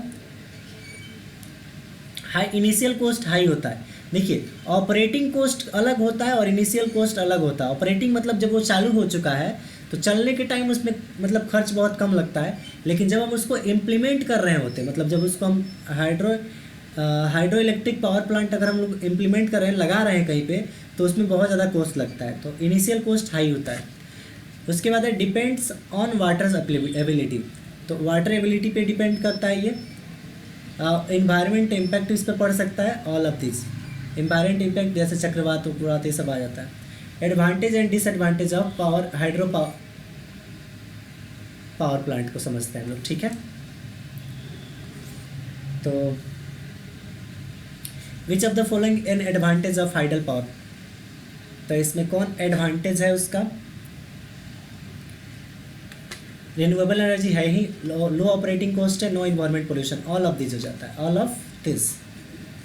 52 नंबर क्वेश्चन है, which of the following is disadvantage of hydel power, तो हाइडल पावर का इसमें डिसएडवांटेज कौन है, तो हाई इनिशियल कॉस्ट डिसएडवांटेज है, depending on water ability, environment impact, all of this हो जाएगा। एफिशिएंसी जो इसका होता है 80 to 90% होता है, रिपीटेड क्वेश्चन है यहाँ पे। द मेन एडवांटेज पूछा hydel power plant over a thermal power plant, तो थर्मल पावर प्लांट के ऊपर में हाइडल पावर प्लांट का क्या एडवांटेज है, तो एडवांटेज क्या है आपका, रिन्यूएबल एनर्जी सोर्स इसके पास है, लो ऑपरेटिंग कॉस्ट है, नो इन्वायरमेंट पोल्यूशन है, तो all of this. Question number 55 है, the main disadvantage of hydel power plant over a thermal power plant, तो डिसएडवांटेज बताना है, तो डिसएडवांटेज इसका क्या हो सकता है आपका, वो है हाई इनिशियल कॉस्ट भी है, डिपेंडिंग ऑन वाटर एबिलिटी और इन्वायरमेंट इम्पैक्ट इस पे, ऑल ऑफ दिस हो जाएगा। हाइड्रोग्राफ देखिए, हाइड्रोग्राफ से क्वेश्चन है 3-4, hydrograph is a graph of, तो किसका ग्राफ होता है हाइड्रोग्राफ, तो ये होता है discharge versus time, discharge versus time का ग्राफ ये होता है। 57 नंबर क्वेश्चन है, the peak of hydrograph represent, peak of hydrograph maximum discharge को रिप्रेजेंट करता है। The base flow of hydrograph represent, base flow जो होता है हाइड्रोग्राफ का क्या रिप्रेजेंट करता है, तो वो जो होता है ग्राउंड वाटर कंट्रीब्यूशन को रिप्रेजेंट करता है। 59 नंबर क्वेश्चन है, the rising limb of hydrograph represent, rising limb जो हाइड्रोग्राफ में होता है वो क्या रिप्रेजेंट करता है, तो इंक्रीज इन डिस्चार्ज, राइजिंग जब होता है लिम्ब में तो वो इंक्रीज इन डिस्चार्ज को रिप्रेजेंट करता है। 60 नंबर क्वेश्चन जो है, द रिसेशन लिम्ब, रिसेशन में मतलब घटना, तो ये डिक्रीजिंग डिस्चार्ज को रिप्रेजेंट करता है। तो काफ़ी अच्छे क्वेश्चन है ये सब। चलिए तो हम नेक्स्ट पे देखते हैं। अब मेरा जो है मैकेनिकल ड्राइंग से क्वेश्चन है, तो मैकेनिकल ड्राइंग से किस टाइप के क्वेश्चन है उसको हम लोग देखते हैं। चलिए तो मैकेनिकल ड्राइंग से क्वेश्चन में क्या पूछा है, which of the following is not a type of line use in mechanical drawing, तो मैकेनिकल ड्राइंग में किस तरह का लाइन हम लोग नहीं यूज करते, तो जिगजैग लाइन हम लोग यूज नहीं करते हैं मैकेनिकल ड्राइंग में, ध्यान रखना है।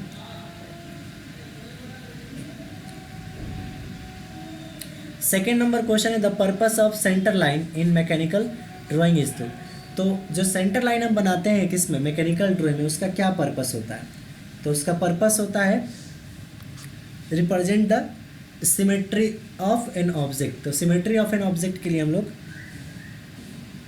सेंटर लाइन ड्रॉ करते हैं। थर्ड नंबर क्वेश्चन है, the scale use in mechanical drawing is typically express as, तो किस तरह उसको एक्सप्रेस किया जा सकता है, तो यहाँ पे ये जो है 1:1 का, 1:2 का, 1:10, ये सारे रेशियो यूज किया जा सकता है। ये 1/1 जो दिख रहा है या 1/2 जो दिख रहा है, ये एक तरह से रिप्रेजेंटिंग फैक्टर है, फ्रैक्शन है। ऊपर जो मेरा होता है ड्राइंग साइज होता है और नीचे मेरा ओरिजिनल साइज होता है। फोर्थ नंबर क्वेश्चन है the term tolerance in mechanical drawing refers. तो मैकेनिकल ड्राइंग में टॉलरेंस का क्या मतलब होता है? तो इसका करेक्ट आंसर हो जाएगा A number, to allow variation in dimension. तो डायमेंशन में वेरिएशन जो हो सकते हैं वो टॉलरेंस यहाँ पे मिनिमाइज कर लेता है उसको। फिफ्थ नंबर क्वेश्चन है which of the following is not a standard projection method in mechanical drawing. तो मैकेनिकल ड्राइंग में कौन इसमें स्टैंडर्ड प्रोजेक्शन मेथड नहीं है? कौन है स्टैंडर्ड प्रोजेक्शन मेथड नहीं है मैकेनिकल ड्राइंग में? तो मेरा सेकेंड एंगल प्रोजेक्शन हम लोग से ड्राइंग नहीं करते हैं, फर्स्ट और थर्ड ही ज़्यादातर यूज किया जाता है। हम लोग आगे चलते हैं मेजरमेंट एंड एरर से। तो the list count of vernier caliper, vernier caliper का लिस्ट काउंट कितना होता है? तो वर्नियर कैलिपर का लिस्ट काउंट 0.02 mm होता है, 0.02 mm। 7 नंबर क्वेश्चन है the list count of micrometer. तो माइक्रोमीटर का जो लिस्ट काउंट होता है वो 0.01 mm होता है। The error due to incorrect calibration of measuring instrument is called.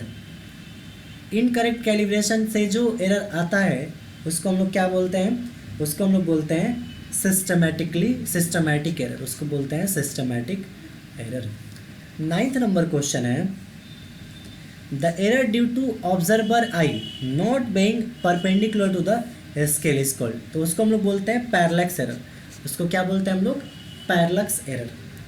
10th number question है the accuracy of measuring instrument is defined as. तो एक्यूरेसी ऑफ मेजरिंग इंस्ट्रूमेंट किस तरह से डिफाइन किया जाता है? तो वो है the closeness of measured value to the true value.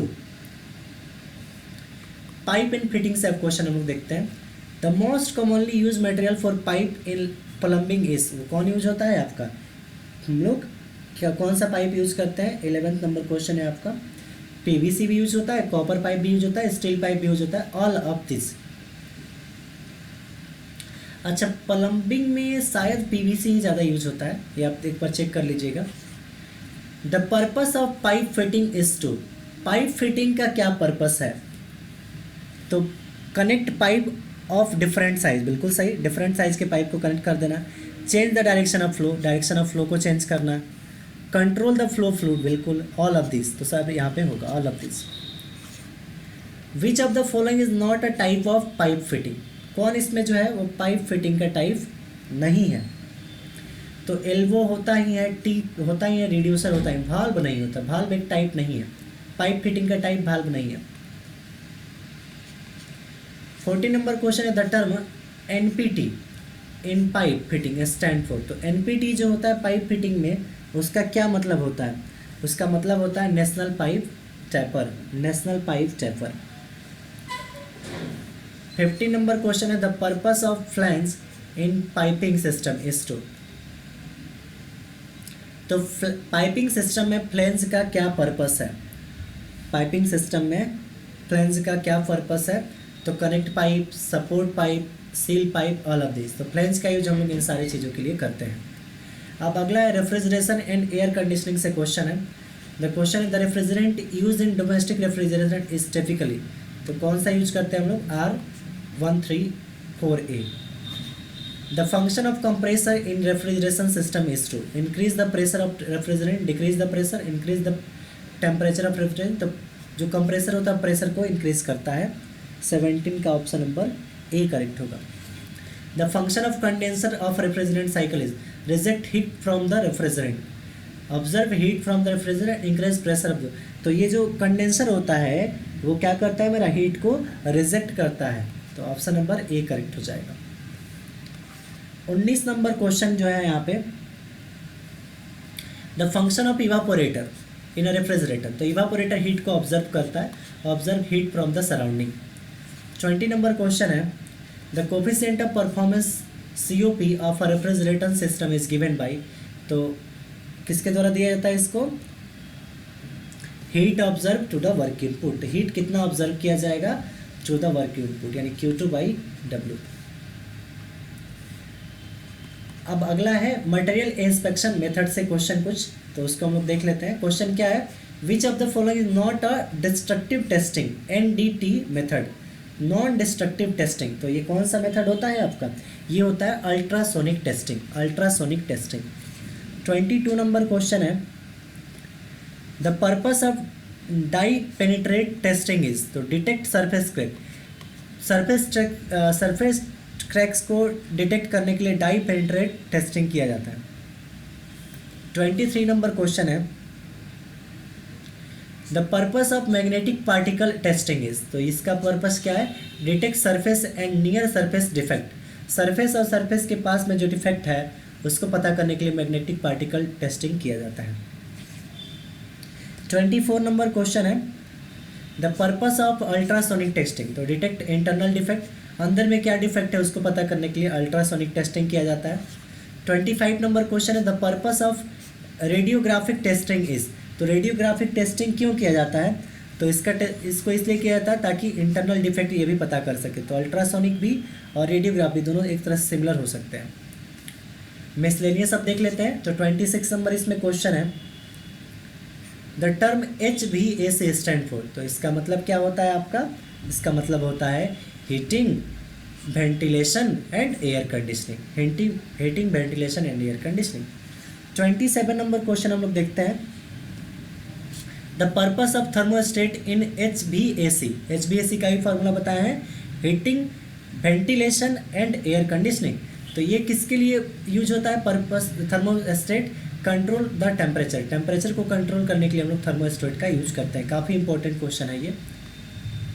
28 number question जो है, the purpose of humidifier in HVAC system is, H का मतलब हीटिंग, वेंटिलेशन, एयर कंडीशनिंग। तो ये क्या होता है, ह्यूमिडिफायर यूज करते हैं ताकि ह्यूमिडिटी बढ़ा सके। The purpose of humidifier dehumidifier in HVAC system is, तो पर्पस क्या होता है डीह्यूमिडिफायर का, वो क्या करता है, डिक्रीज ह्यूमिडिटी, ह्यूमिडिटी को डिक्रीज करने के लिए डीह्यूमिडिफायर का यूज़ करते हैं।